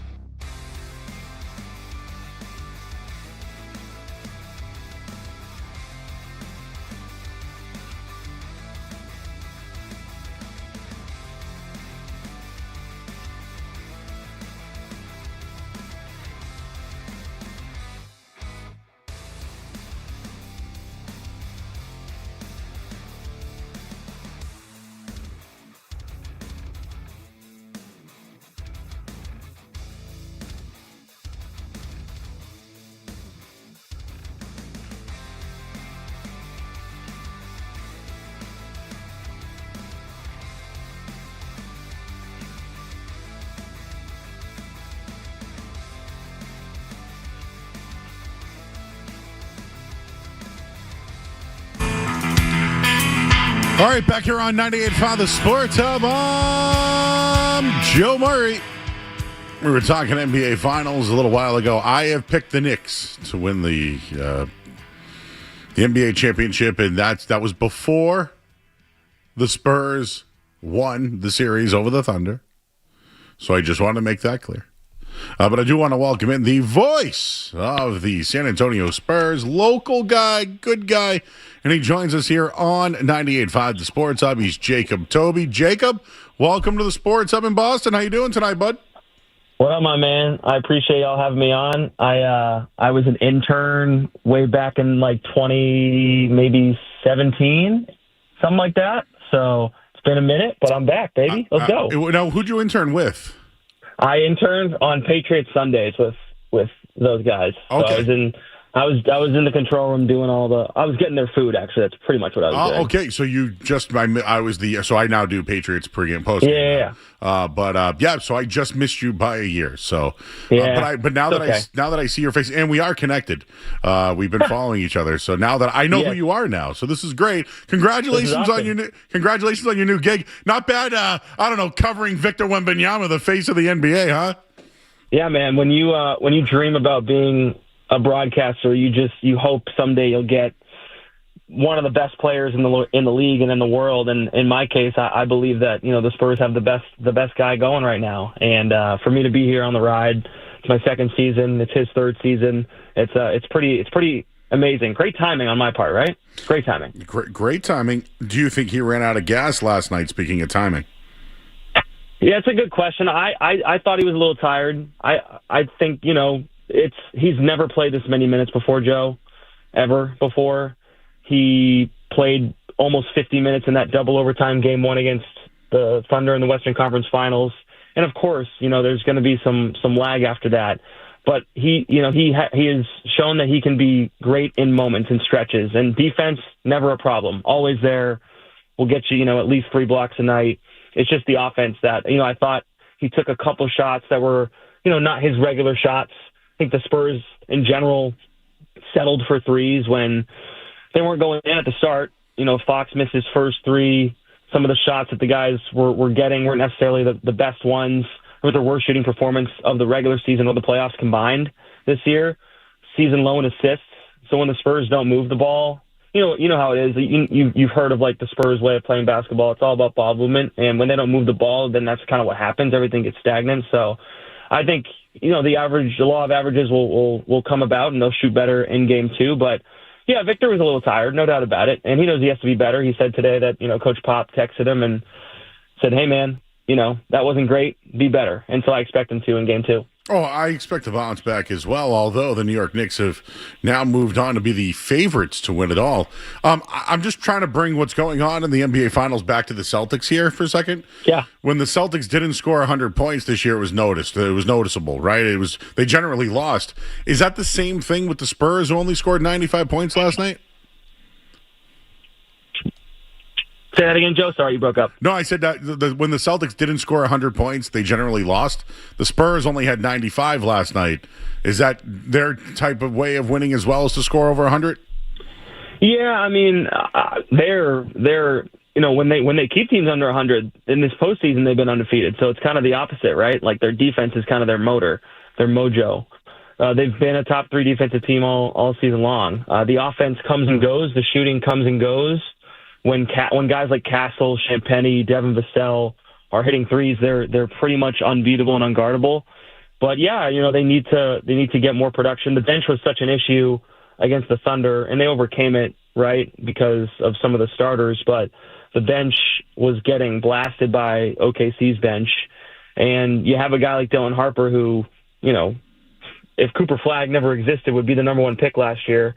And goes out there and plays great, but he wasn't in the closing lineup for the Spurs, and that was a decision made by Mitch Johnson, the head coach, and he said that was just his call. It wasn't anything Dylan did or didn't do, but I think the bench is where there needs to be more production. They have the 6th man of the year in Keldon Johnson. Dylan Harper's a top 2 pick, so there needs to be more from the bench scoring. I think it's a lot to ask of these starters who have played so many minutes against the Thunder and are likely tired. You need that bench to step up more. Yeah, Jacob, I just wanted to ask you, because you did just mention there Mitch Johnson and the rotations in the fourth quarter there, because, Joe Mazzulla and Mitch Johnson, not, totally, unsimilar. I think Mitch Johnson was a little bit more of a, known commodity in San Antonio compared to Mazzulla up here, kind of coming out of nowhere, but younger guys, younger roster, big superstars on the team. What is kind of the vibe around, Mitch Johnson in the playoffs and his kind of, not playing Harper in the fourth quarter? Yeah, I mean, it's a decision, right? And but at the same time, he stood by it, and we'll see if he changes it for game two. This organization loves Mitch. He's been here for a long time under Coach Pop as an assistant.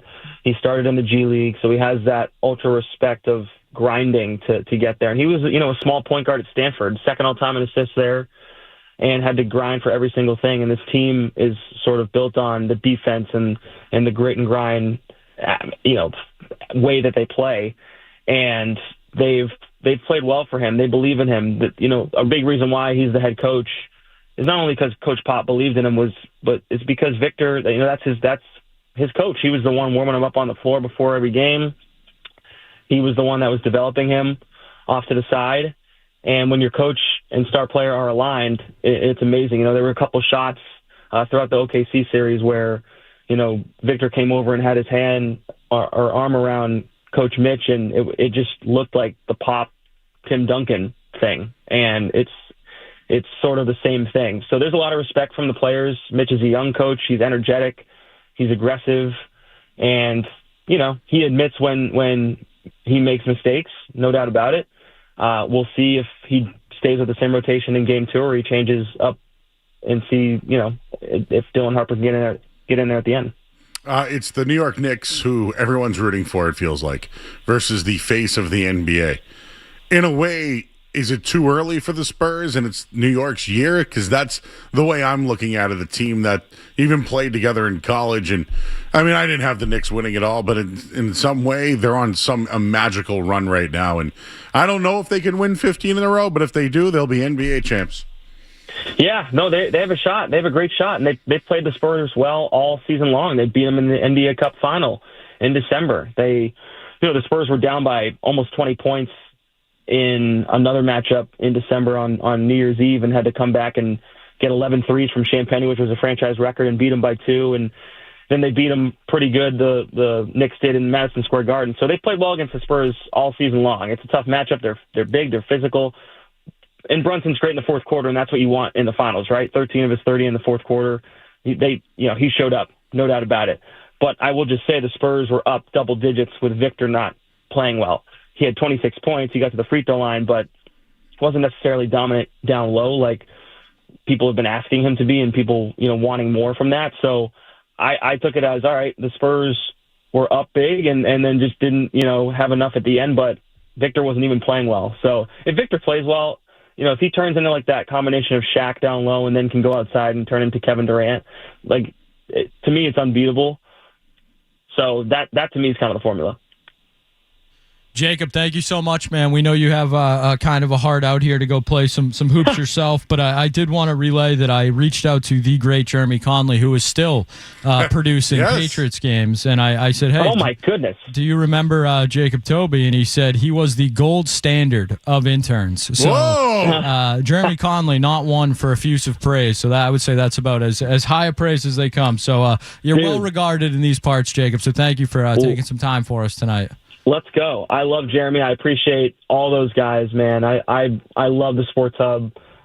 Joe, I still listen to you a lot. I still listen to Felger and Maz almost every single day when I can, when I have time, when I'm not prepping for a game or whatever. When I come back home for the summer, I live on the Cape. And so wait, where on the Cape are you? Where? Sandwich. Oh, Fisherman's View, dude. That's my spot. Yes, sir. All right, sir. I know Rob. We'll make it happen, my man. Yeah, and we got to get you over to the Pilot House because that's kind of where my family hangs out. It's right across the way, so we'll hang out for sure. But I've loved this station for a long time, and it's super cool for me to be back on with you guys. So I appreciate it, man. All right, as the series moves along, we'll have you back on. All right. Yep, anytime, literally anytime. But yeah, I gotta go bust. Go ahead, man. Go at this media game. Go break some ankles, Jacob. Appreciate you, my man. Thank you. Yep, all right, thanks, take guys. care. All right, Jacob Tobey, voice of the Spurs, former intern here at 98.5 The Sports Hub. And Jeremy Conley does not hand out praise willy-nilly. No. I don't think I've ever, maybe a couple good jobs after a Bruins game, but every once in a while he goes, "You did really well." Yes, and that feels, Joe, I drive home on a cloud that night when Jeremy Conley praises me. No, what I get is, yeah, Joe, it's not opening on Thursday night. It's opening on Wednesday night because of the Australia game. Thanks for listening. Because someone's got to catch me, right? Because every once in a while, it's like, hey, did Joe say that? Whatever. Oh, Mer Stakes did start somewhere, Mer Stakes, whatever happened. Also being told that Jacob Tobey sings the national anthem and plays guitar for the Spurs home games. Did you know? A multi-talented man. They're 3-0 this year when he does the national anthem. He better be singing tomorrow night. He better be singing tomorrow night. Hey, Street Team Joe, maybe you should learn the guitar and how to sing the national anthem. He can't hear me. He's trying to do the intro still. No clue. Imagine if he knew I said that to him. Joe will be working on his national anthem. All right. So, dude, we got a collection going, Skaz. We have a guy at the Spurs. We have a guy with the Thunder with Josue. We have Bryson with the Wizards. I guess Josh Barber is our Knicks correspondent, I guess, right? We have a bunch of interns.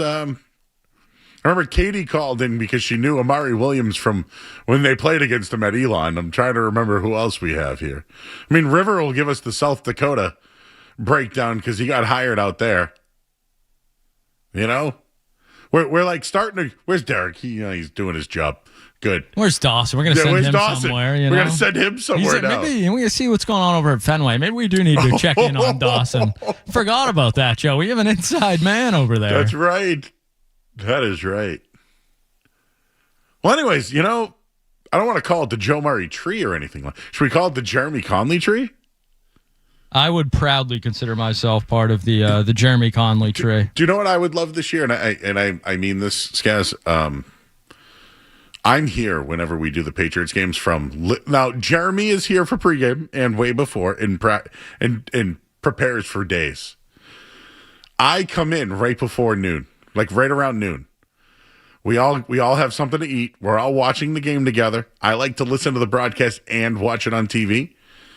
But we could use a really good, solid intern this year. Or like somebody that like... No, I know, but well, listen, I love Derek. I know, he's over there. No, I meant on the football broadcast. Oh, you're saying for Patriots. Oh, yeah. See, sometimes when I say things, it doesn't come off right. Poor Derek's over there looking like a lost puppy. No, I meant it for the Patriots games. I did hear maybe that, last year left something to be desired, if that's fair to say, Joe. It was a Super Bowl run. We need all the hands we can get. Yeah. Yes, you know what I'm saying? Maybe some of these hands were injured or not injured, had birthday parties, didn't have birthday parties. I heard conflicting reports, Joe. I think the season's over. I think I'm free to say these things. They were an intern. It would be great if like, hey man, I'll be there on Sunday. You should make a video graphic of that touchdown. Hey man, I'll show up when the games are. And you can literally use the sound. What a concept that is to be a Patriots intern and show up when they're playing games. I don't know. Crazy for some, I heard. Do you know who else is doing well? Remember Tyler Sullivan? He worked here, Tyler. I don't know. He worked on Felger and Mass. I've seen all these kids over there because I've worked on every show. But like the kids who intern here do well. Like they learn how to do it and then they go off. Ryan Bell's running ESPN. He's literally. Look at what we did with Street Team Joe. What was that about? He's working hard tonight. All right. Well, are we doing list talk now or in or out? It's up in or out and then list talk. All right, cool. Let's just let it roll, baby. Well, we'll let Derek finish his thing, and then I gotta go pee. Oh wait, we got the headline here. I'm Joe Murray, 98.5 The Sports Hub. Sports Hub headlines. Red Sox lose.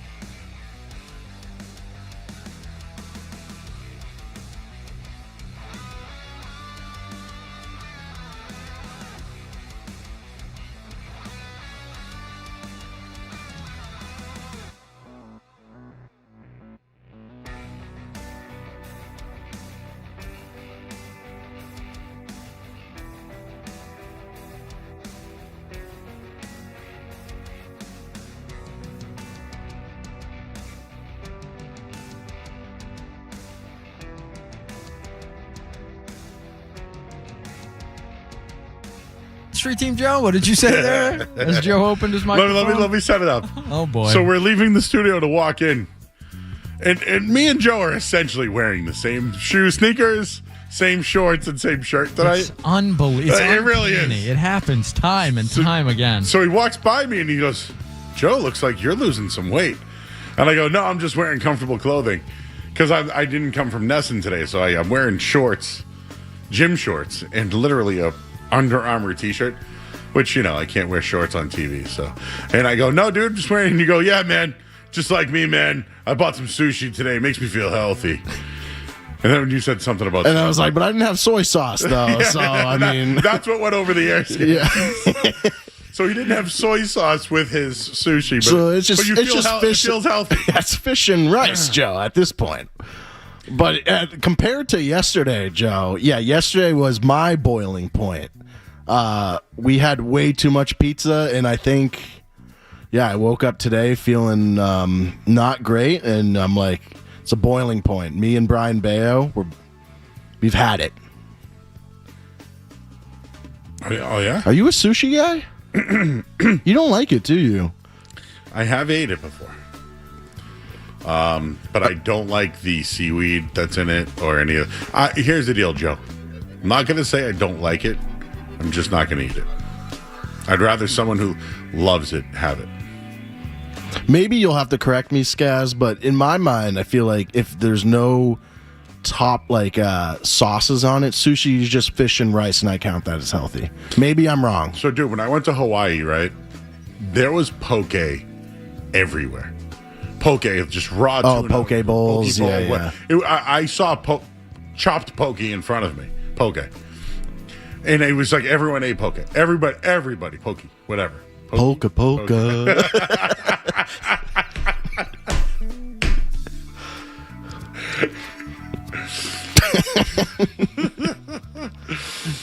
I wonder if they had the Oahu kickers over there. Distant cousins of the Kenosha Kickers. But I couldn't do it. It was everywhere. Just tuna everywhere. So you're out on raw fish too, probably? Yeah, dude, can't do it. Oh, but if you give me a little bit of lobster sauce with shrimp, in. So lobster roll, clam roll? Are you in on a clam roll? In on a clam roll. So you're in for Fish Fridays and in the Cape. You're a Cape guy. I told you I got a clamorama coming up. Did I tell you about this? No. Is this like unlimited clams? So Hooch and I, Barry Hooch, we have a mission to try multiple. We got to do in or out, but we have multiple clam spots. Well, I have a list already, and we're gonna rate all the clams. We're gonna have a kind of call it clamorama. Fried clams or just normal clams? Fried clams with bellies. Oh, kind of scared to Google that. I know. Wait, Google. Oh, we're calling it our own clamorama. I'm not Googling or clamorama. What do you dip it in? Are you tartar sauce? I'm a tartar, yeah. And I like onion rings and French fries. Stringy onion rings or like the big dogs? I like a really good fried onion ring, like from like a pub. You like them thin? Thinner, yeah. I'll eat them thin, but I like them thick too.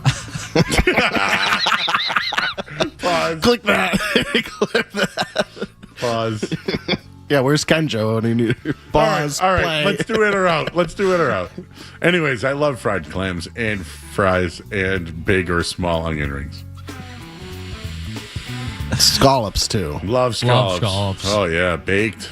I wonder what Derek must be out on seafood because he told me his diet once and I was like, Derek, this is worse than my diet. Derek, no seafood? You ready? Fried clam strips. Yeah. Oh, strips are like elastics. But Derek, didn't you say you ever had the bellies? You don't like the bellies? I've never had the bellies, no. You wouldn't even know. Exactly. So eat them. Yeah. No, sometimes when I get the strips, it's like I could deep fry elastics. Have you heard Derek's diet? No, but maybe we do that next week. Derek's diet. In or out? What do we got? All right, gentlemen. I'm trying here. The meeting of the minds in there. Street Team Joe just driving us right off the tracks. Let's start with some sports. Why not? Some news, I guess, in the NBA today, but Steph Curry planning on meeting with LeBron James to recruit him to the Warriors for one last go at a title for both of them. Are we in or out on LeBron to the Warriors? In. I'm in too. That would be fun. I don't know if they have enough to win it all, but their play styles, like, they would be fun together. Can Draymond and LeBron play together? I think Draymond is madly in love with LeBron, so yes. But, like, they're both fours. Yeah, but LeBron's can play 1 through 5. I guess he's a wing, right? Yeah. I guess he's a wing. I think if you had LeBron and Curry and Draymond, you would be able to get some sort of free agency. Enough people to get there. They need a young guy. And, you know, I don't know if Austin Reeves could be one of those guys for them. I'm just giving you a name. Is he considered young, I guess, Austin Reeves? But they would need, like, a young playmaker. Like with, so it'd be Doncic. Wait, no, I'm thinking of the Lakers. Sorry. It would be, I don't even know who's on the... It would be Curry, Pajemski, Draymond, LeBron, and whoever their big KP, Horford. Well, I think, yeah, you're right. Okay. That's an old team, but, I mean, they'd be fun. If KP stuck around, too, like, that would be a fun team. A lot of injuries. Next. Are you in, guys? Yeah, why not? I think it would be good. The West is tough for those older guys. I think that's a way they could actually compete for a title against the likes of Wemby and SGA. Jimmy Butler. We forgot he's back next year. Oh, yeah, he'll definitely be healthy and try really hard. All right, guys, the Madden cover athlete released earlier today. Caleb Williams will be on the cover of Madden 27. Are we in or out? In. He deserves it. My spite is up because I would rather have had. I think Drake May deserved it more, but but it's a I curse. think nationally, Caleb. No, Skaz. Yes, you're right. The curse. I believe in that stuff. So it did get broken a couple years ago, 4 years ago. Mahomes was on it and won MVP and the Super Bowl. But Mahomes is now hurt. Oh, so you're talking like curse going forward? You're always going to be cursed. I thought it was the year Manny you were Ramirez on got it. cursed after he was on it too. I know we're not talking Madden, but I can give you. Wait, so is the Madden Michael curse? Vick went to jail after he is was it? on Are you counting it career long or just after Donovan that McNabb, year? how'd he go? But Brady's been on Ray it. Lewis. Brady's on it. Gronk was on it. John Madden. Well, polka. Mahomes is. You think Mahomes is done? He's hurt. Is what my point. How do you think he's going to do this year? I don't know. Got a lot riding. You know what though? I think an injury good for his career. I feel like he was getting a little thick. Kind of like the onion rings. Next, Make him thin. Thinner, yeah. I'll eat him thin, but I like him thick too. It's really the inflection. That was 2 seasons thick, really, right? Yeah, absolutely. Every day. All right, gentlemen. I just saw Derek laugh. How about this one? Interesting legal case that I could bring to your minds. Let me just give me 1 second here. Whoa, I just watched Ricky Henderson take one over the monster off Danny Darwin. Danny Darwin. Look right into the. See, Joe's not even watching. He doesn't care. Probably doesn't even know That's who Ricky Henderson You know is. who Ricky Henderson is? Oh, now he's talking smack. Look. Oh, he had swag. Look at him. All right, gentlemen. Tony La Russa's coming out to break it up. To Outback Steakhouse we go. Outback Steakhouse hit with a $1.5 million lawsuit after a woman allegedly slips on mashed potatoes.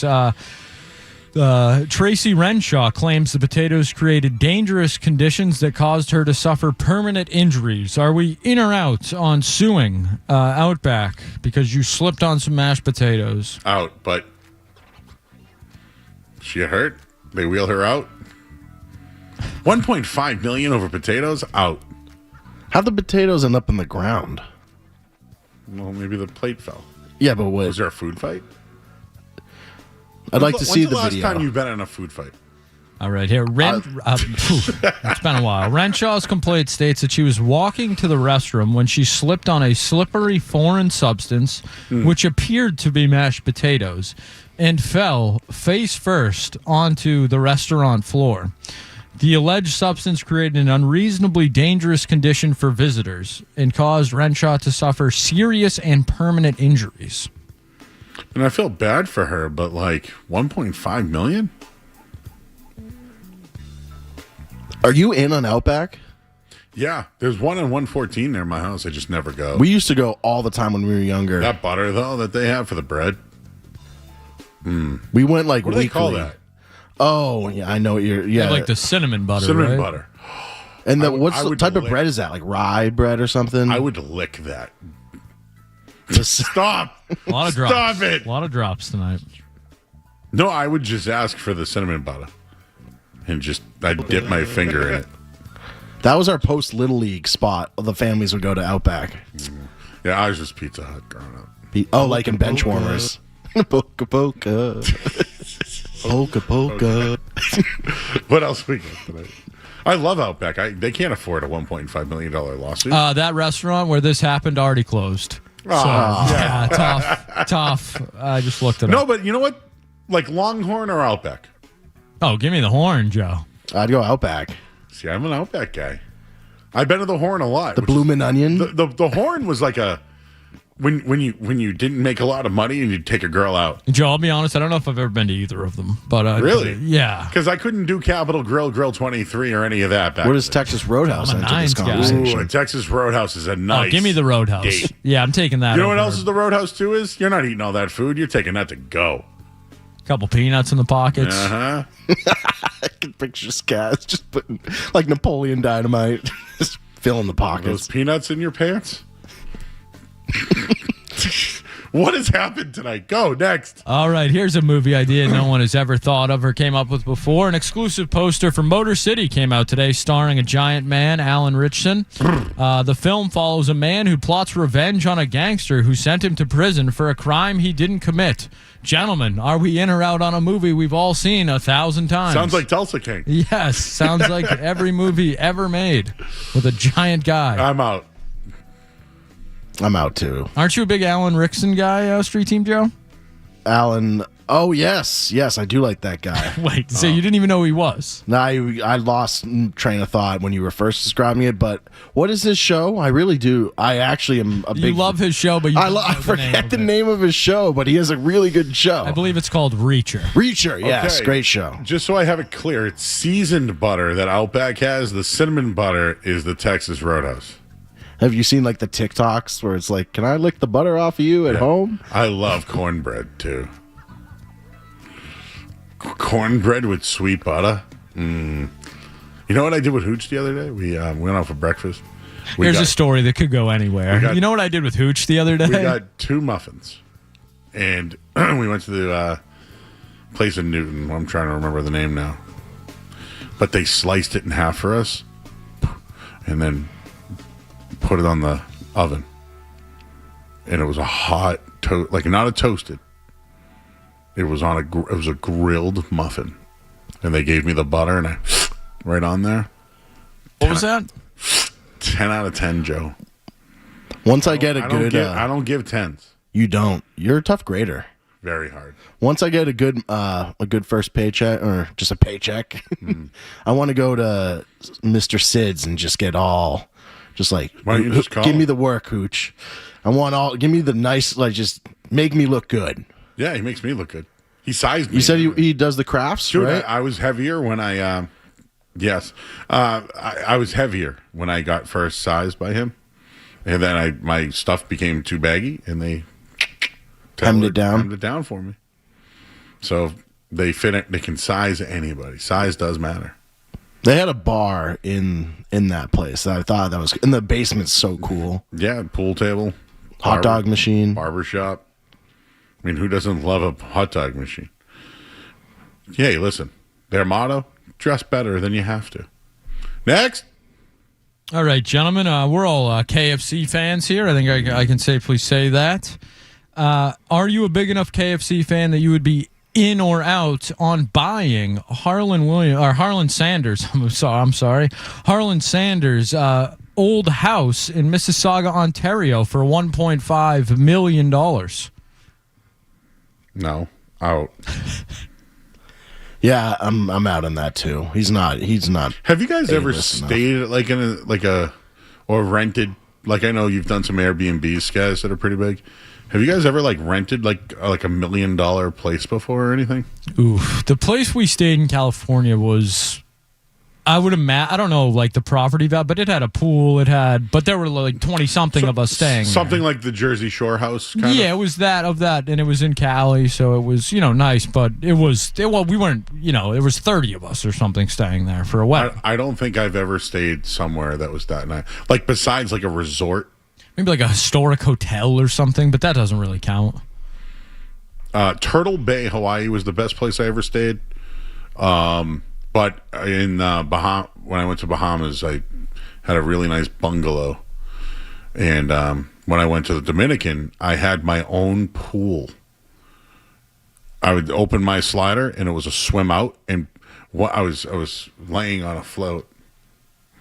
And all of a sudden, this guy goes, "Can I get you a drink?" And I looked over and I said, "Yes, you can."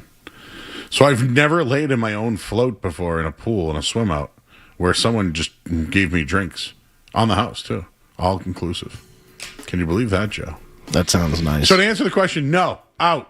All right, gentlemen, maybe some items we would be in on. Some signature food items headed to the All-Star game this year in Philadelphia. How about the Betsy's Banana Ice Cream Sundae?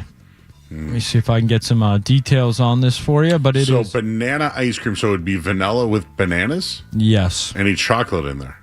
Looks like strawberries and some sprinkles. Chocolate sprinkles or regular sprinkles? Rainbow. I feel like I would eat it and I'd be missing chocolate. But you know what, guys? I'm in. Are you one of these guys who thinks rainbow sprinkles and chocolate sprinkles are totally different? They are. My friend Connor insists on that too. That rainbow tastes way better. I got the ingredients here. Well, again, rainbow sprinkles taste like a. They're sugar, and aren't the other ones chocolate? Yes, but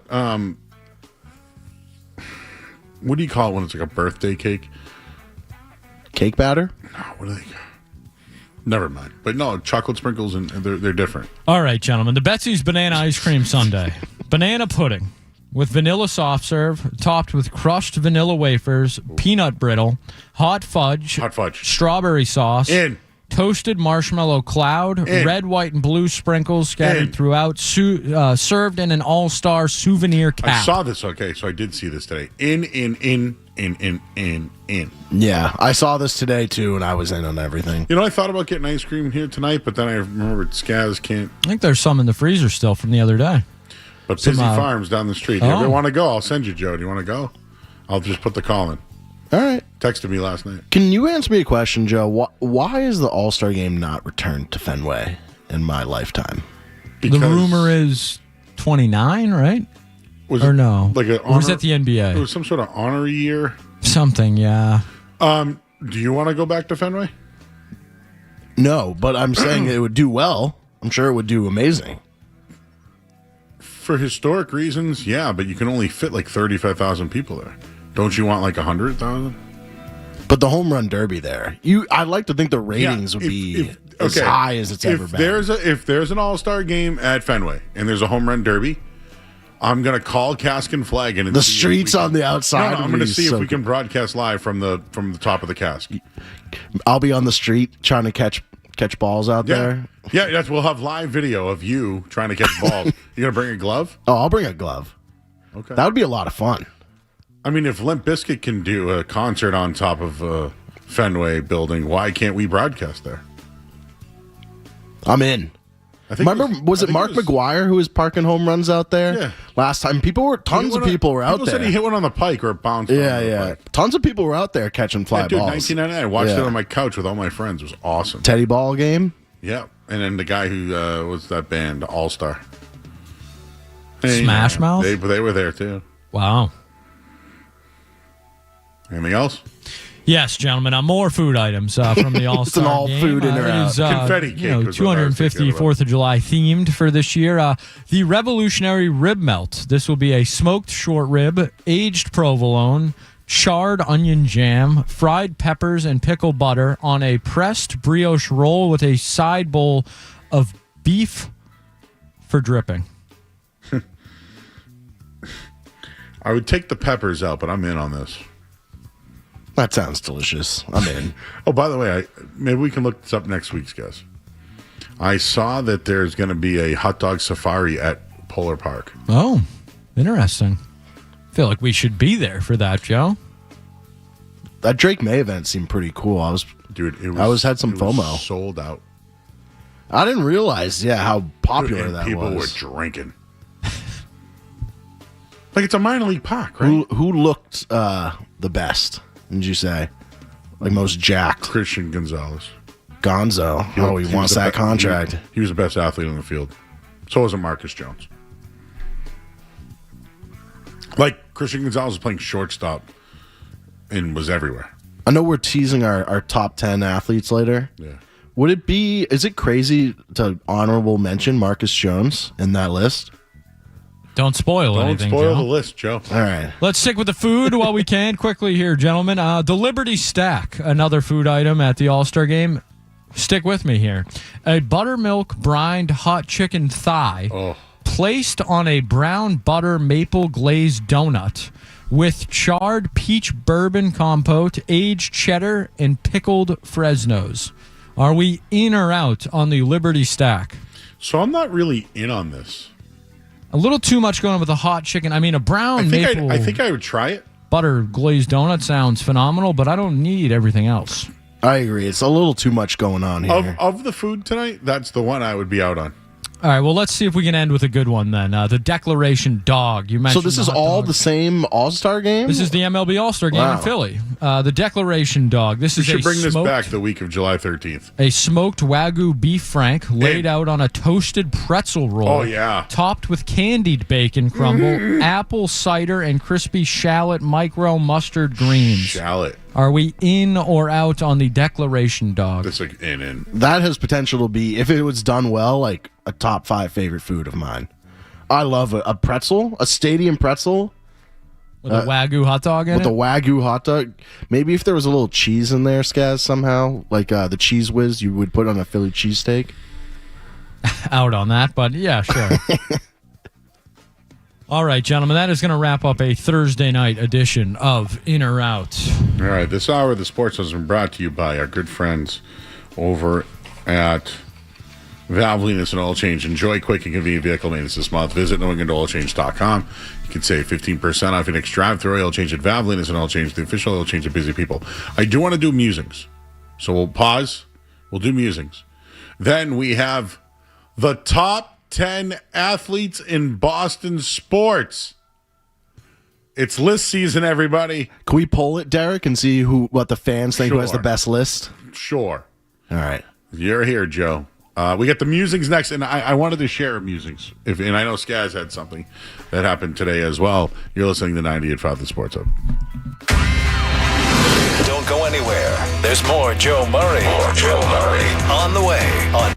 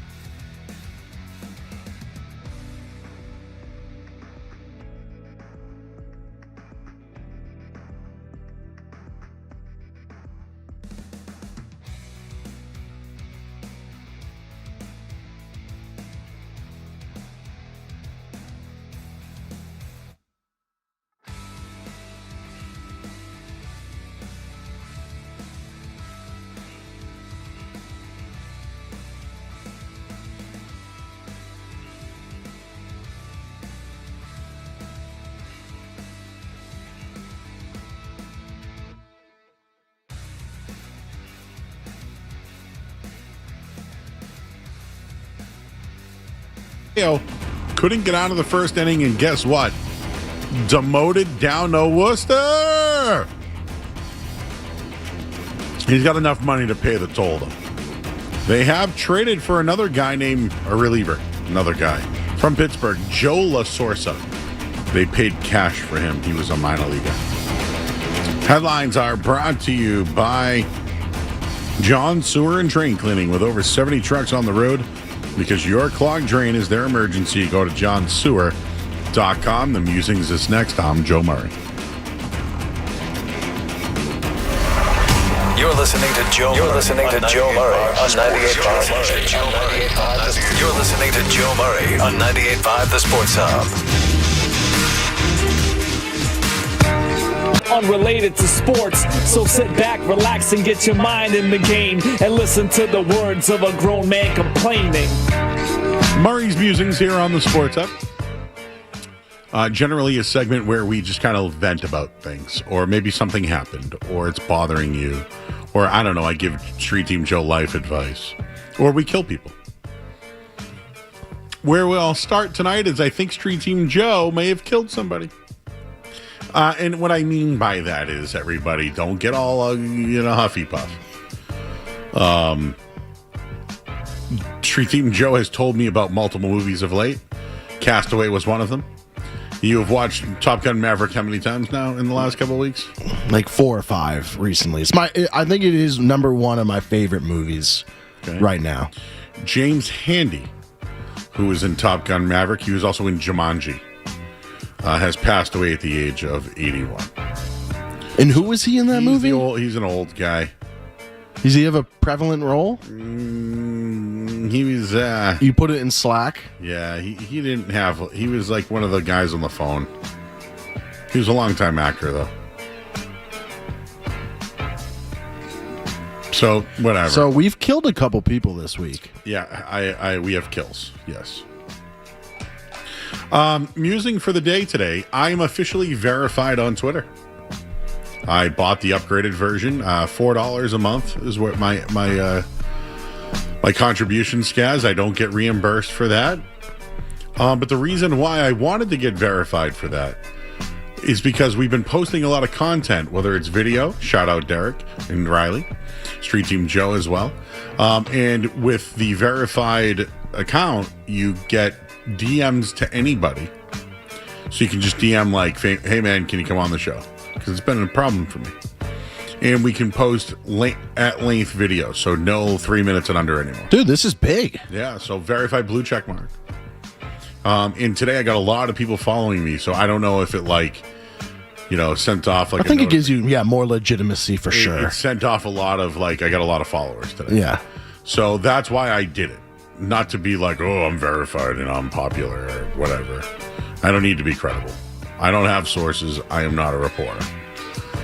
But what I've noticed is I have another inbox for DMs. And I have DMs going back over 40 weeks. Joe, I have a TV box if you'd like one. Joe, there's a Sizzler in the White Mountains 28 weeks ago. Joe, big fan. Who should I put money on tonight? Joe, I'm having a birthday for my 9-year-old. Can you come? That's awesome. Joe, I got some cool cards. Do you want any? Hey, Joe, love the show. Been listening since you were a weekend morning guy. You mentioned the TV box. What was it? Some guy said, well, I can't say that, but he tried to fight me. So just a lot of unopened DMs that unaddressed. Hey, Joe, are you at the Super Bowl? I'm in San Francisco. Joe, you got to try CNS Pepperell. They have the best beef ever. Joe, what do you think about Travion Henderson being Super Bowl MVP? Just shipped a card PSA $300. Do you think I'll get it back soon? Saw you're on the way to Cards Are. Can I meet you? I thought Tatum was always a douche. Somebody wrote. Where did this come from? So it's giving you access to DMs you didn't have access to? I've never seen these before. Like I talked about Flag Day in Dedham once. Someone's talking about it right behind Tahiti. Oh, yeah. Dude, I got a food question. I'm on the North Shore. Where should I go for hibachi? Joe, I need money. Thanks. Joe, can you look at this card? Lots of card talk. Sent a photo. Good afternoon. I really need some help. Oh, geez, I can't read that. Great show. First time listener. You're cool. Thank you. Joe, I'm at the Tiverton Boathouse. Any recommendations? No. Polka, polka. Dominican Puckhead has reached out to me. You're deep into the betting space. Would you like some data? I'm 12-6 overall. So he's had 18 bets and he wants to give me his advice. But did you know you have like another DM like area? I'm not that popular, Joe. I don't get DMs. Guys, look at yours right now. Do you have like a Joe, I've never done this passcode thing, so I just can't even access my messages anymore. If I try and enter a passcode, it just tells me it's wrong, and I refuse to go through the process. So you could have DMs and not even know it. I guess. Twitter stinks now. We see. Who's DMing me on Twitter? Butterfied? Now someone has sent a Craig Breslow trade. Someone has sent me.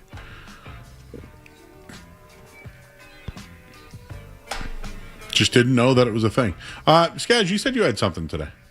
Yeah, nothing, not really a major musing, but just kind of, one of those situations you find yourself in, Joe. You go get the car washed. A lot of these touch-free car washes nowadays, there's nobody there. It's just a building that stands alone. So I had to run some errands today. I went and saw our great friends over at Valvoline. I got an instant oil change. Shout out the guys in Franklin earlier today. And on my way home, I was like, I need an oil change, all the pollen, or I need a car wash, all the pollen. Drove by a couple places, 4 cars waiting at each one, not a big deal. So there's one right by my house, go there, still a couple of cars waiting. Now, I'm in line, there's one guy in front of me, and there's one car in the car wash. There's another car pulled off to the side with an older gentleman kind of circling his car. I don't think much of it, I just get in line. As I approach the machine to pay and get into the car wash, the older gentleman to the left, who I find out very quickly is disgruntled, starts yelling about how there's no soap in the thing. It's just dispensing water and, not really cleaning his car. Was there no soap? Joe, I don't really know, and I could not have cared less. Did you have soap? I think so. It was $10. I wanted to get the pollen off my car. He was like, "You shouldn't do it." I called the owner. The owner's on his way. I was like, "Bud, I'm paying the $10 and I'm going to rinse my car off." Would you ever wait for the owner in that situation? No, because the owner is going to be like, "Old man, you probably aren't doing it right." Exactly. Sorry, not to be an ageist. Yes, yeah. But I was just like, look, he a nice Beamer. He was really worried about it. It wasn't complete. Looked clean to me, but that reminds me of those commercials. The insurance commercials where they tell you not to be like your parents. Your aunt. Hey, dude, don't use that. Well, I got the owner coming because mine's not operating right. And you look at him like, dude, I ain't waiting for the owner. No. Because for you, all you wanted to do was get the yellow off. You didn't need the soap. It was $10, man. And I know, everybody save your money nowadays, but what are we doing here? Well, I got a car wash guy if you need one.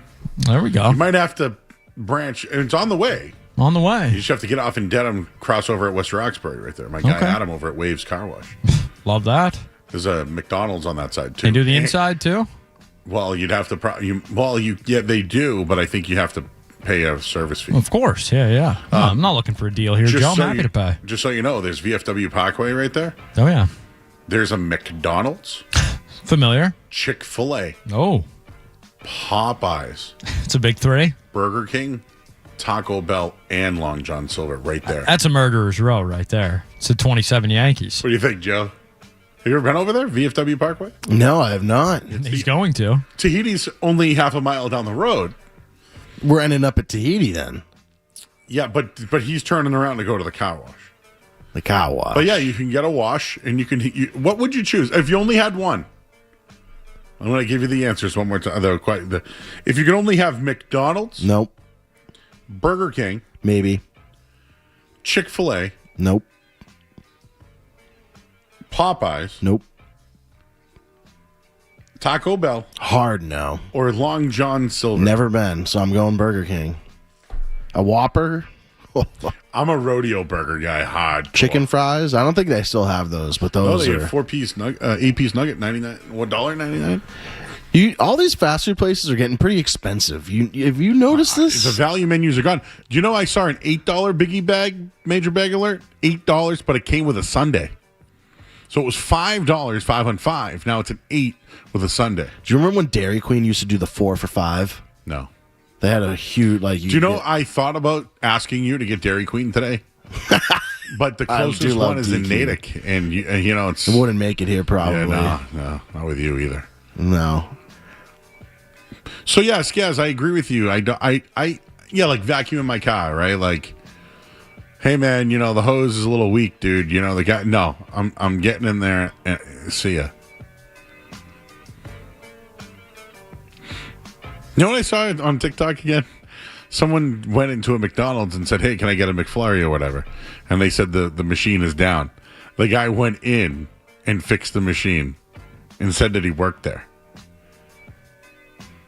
People believed him.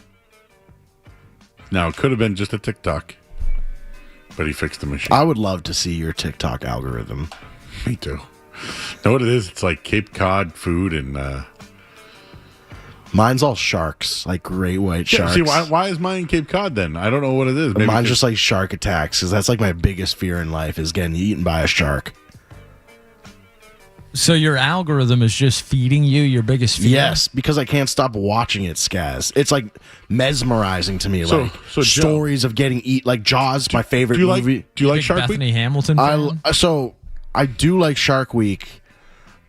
I think the stuff they're putting out there is not as cool as some of the videos. Dated. Yeah, it's dated. Some of the videos you can see, I mean, there's obviously AI you got to worry about, but there's legit shark attacks you can see. There was one in Egypt last year or 2 years ago. That was a while ago, yeah. Yeah, but that was like, holy crap. Like, I can't believe this made it on the internet. Shark Week this year starts the 37th season. July 20th on Discovery. Martha's Vineyard used to do a Shark Week, and it'd be a shark catching competition. They would all hang them up by the boat. You want sharks? Seriously, you want sharks? Yes. Go to Race Point Beach in P-Town. Dude, Joe, you would love P-Town. Isn't that... yeah, it's a very, I would say, well, it is Pride. It is Pride Month, right? Yeah, it's known for being a very welcoming town. Let's try to find the right word there. It's Pride. It's a welcoming town. A couple PR experts, but that's what the sharks are. Yes. That was a long way of me saying there's a lot of sharks in P-Town.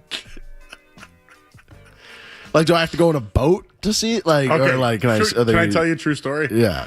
So 4 years ago, myself and Bird were in P-Town.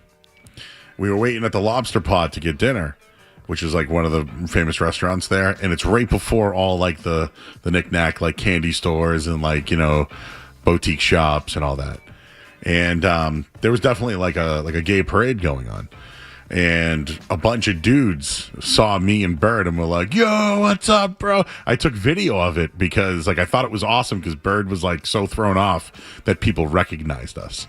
But like, come on, I didn't think people would recognize us in P-Town. You know what I'm saying? And they saw Bird and they were like, Everett football sucks. And like it was like so funny. Like, you know what I mean? But when we were leaving, we left. We were in a Pride parade. And I got in line like I was a part of the parade. Dude, it was awesome. People were throwing candy at us and like all sorts of stuff. But like I think P-Town rules. And just so you know, for like single men, that's where the women are. They don't want to be bothered by all the slobs that are gawking over them. They go to P-Town because they can hang out in peace. And so that's my tip of the night, Joe. I know you have a girlfriend, but for those that don't, Derek or whoever, Derek, you have a girlfriend? Never mind. Go to P-Town. That's where the women are. All right. And the Sharks. And the Sharks. All right. No, for real. We got a fun weekend planned. Race Point Beach is the best beach, one of the best beaches on the Cape. You can't go swimming. You can't go in the water. Like literally lifeguards. Dude, I have seen sharks near the shore. And it's because there's seals all over the place over there. So anything like Eastham, P-Town, Wellfleet, out. There's shark heaven over there.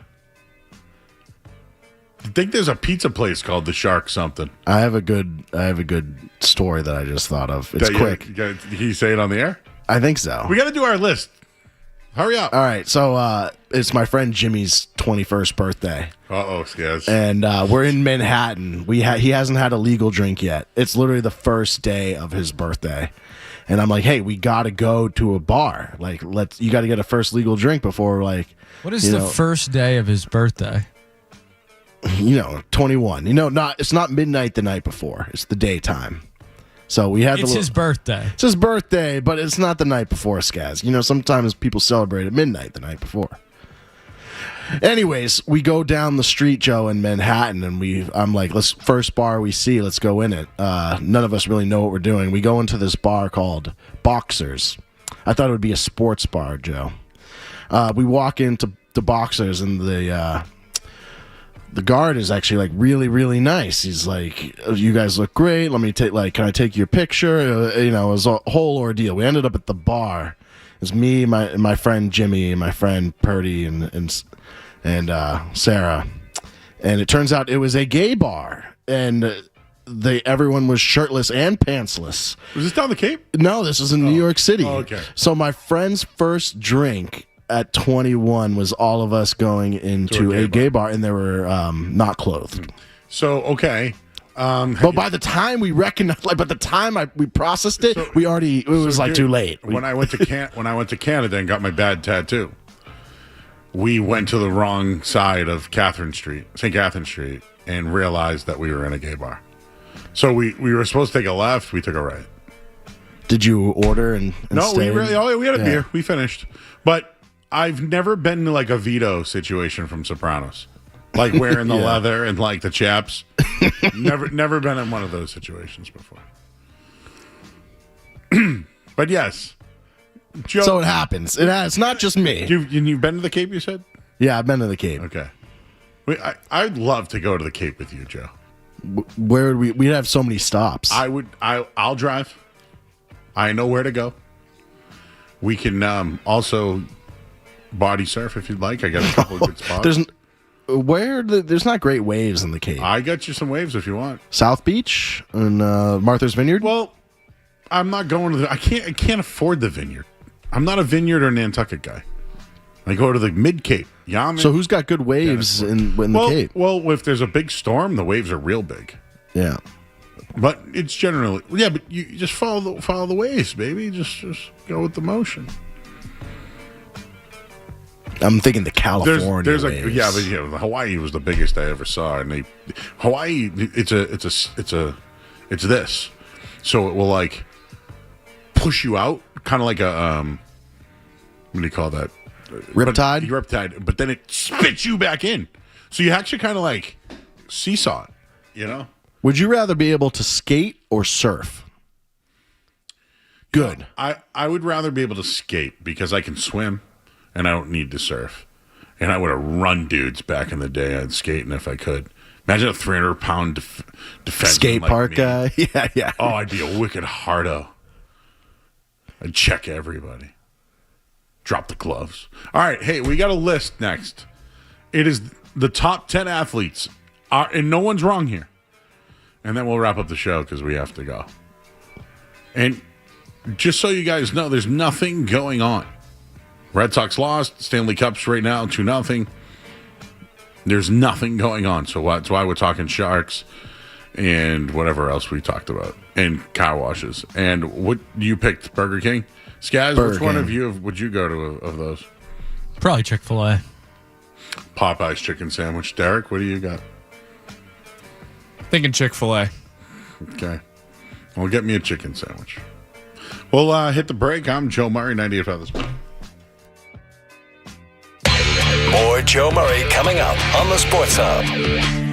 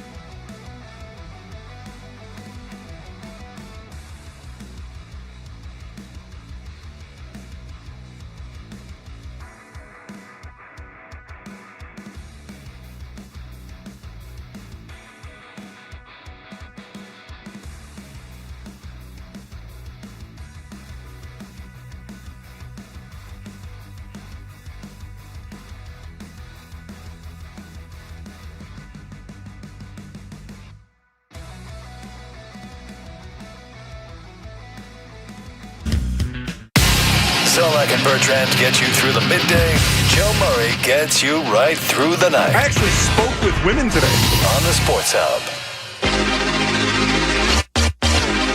All right, back here on 98.5 The Sports Hub. Just one thing to mention quickly. Aaron Judge is going to miss 4 to 6 weeks reportedly. It's a rib thing. So Minimum. So watch that one. Who's back first, him or Garrett Crochet? How about Roman Anthony? Neither. Ooh, Judge will be back first. They need him. So there's that. The hockey game tied 2-2. So something happens in the next 15 minutes, we'll let you know. So we've been teasing it, but we asked the guy. Skaz found this this graphic of California or LA best athletes. And when I tell you it's a murderer's row, it's embarrassing compared to Boston. And we won't go over that. But I asked all the guys to put together their top 10 Boston athletes. It's harder than you think. We don't have much time, so we're going to go Derek, Joe, Skaz, me, spit them out, and then we'll crap all over them when we're all done. All right, Derek, you go first, buddy. All right, I ranked them. So starting at 10, going to 1. Jaron Duran, Charlie McAvoy, Roman Anthony, Christian Gonzalez, Derek White, Garrett Crochet, David Pasternak, Jaylen Brown, Drake May, Jason Tatum. All right, Jaron Duran and Roman Anthony made the list. Street Team Joe, you're next. Peyton Pritchard at 10, Roman Anthony 9, Pasta 8, AJ Brown 7, Crochet 6, Gonzo 5, Milton Williams 4, Jaylen Brown / Giannis. I prefer Giannis at 3, 2 Drake May, and 1 Jason Tatum. All right, Skaz, what do you got? All right, I got Carlos Heel, Garrett Crochet, Jeremy Swayman, Charlie McAvoy, AJ Brown, Drake May, David Pasternak, Christian Gonzalez, Jaylen Brown, and Jason Tatum. All right, I went in order. Aroldis Chapman 10, Charlie McAvoy 9, Derek White 8, Garrett Crochet 7, AJ Brown 6, Christian Gonzalez 5, Drake May 4, David Pasternak 3, Jaylen Brown 2, Jason Tatum 1. So what I have here is Carlos Heel has made this list. Yep. Jaron Duran and Roman Anthony were on the list twice. Should not be. Peyton Pritchard has made the list. No. That's the worst. Bad. Milton Williams and Aroldis Chapman. I think Milton Williams deserves it. I think maybe if I had a little more time to think, I might have put him in mine. I think he is deserving of that when on the field. I just would like to see it for more than one season. Yeah. So 6 people made the list that were technically not on my list, but is Roman Anthony a top 10 athlete in Boston right now? No. So I'm dismissing that. Well, I'm just saying it's slim pickings out here, Joe. We talked about this earlier. It is slim pickings when you get like to 7, 8, 9, 10. Is Jaron Duran, that was one of yours, Derek? Yes, it was. Is Jaron Duran a top 10 athlete in Boston right now? No. Would you like AI's list, Joe? Oh, please. Yes, please. The top 10 in Boston athletes right now, according to AI. Just give me 1 second right now. Jason Tatum 1, Jaylen Brown 2, David Pasternak 3, Drake May 4, AJ Brown 5, Christian Gonzalez 6, Jaron Duran 7, Derek White 8, Jeremy Swayman 9, Garrett Crochet 10. Not bad. Jaron Duran. So that's my list outside of Chapman. You have White on your list. And I have Derek White and I have Chapman. So I had McAvoy, Swayman, and Pasternak. I did as well. I thought you guys had Derek White all really high after coming off. No Morgan Geeky on anyone's list? No Geeky. No, that's a Milton Williams. I would take Geeky over Swayman. I'm surprised you didn't have Milton Williams. I think Milton Williams is probably the one I would take over Carlos Heel, maybe. I put Chapman in there because I still feel like he's at a high level. He hasn't pitched since May 20th. One time since May 20th, I think. You remember when Milton Williams went out last year, how disastrous our D line looked? I think we've made an agreement that Milton Williams belongs in the top 10. Not Roman Anthony. Not Peyton Pritchard. Whoa. Not Jaron Duran. 6th man of the year, NBA champ. That's more accolades than some of these guys have. 4 have. Celtics out of 10? Well, I had 3. I didn't put Derek White on my list. You had Pritchard over Derek White. I stand by that. I think he's a better player. As we saw in the postseason last year. How's Peyton Pritchard's defense? How's Derek White's shot? Not great.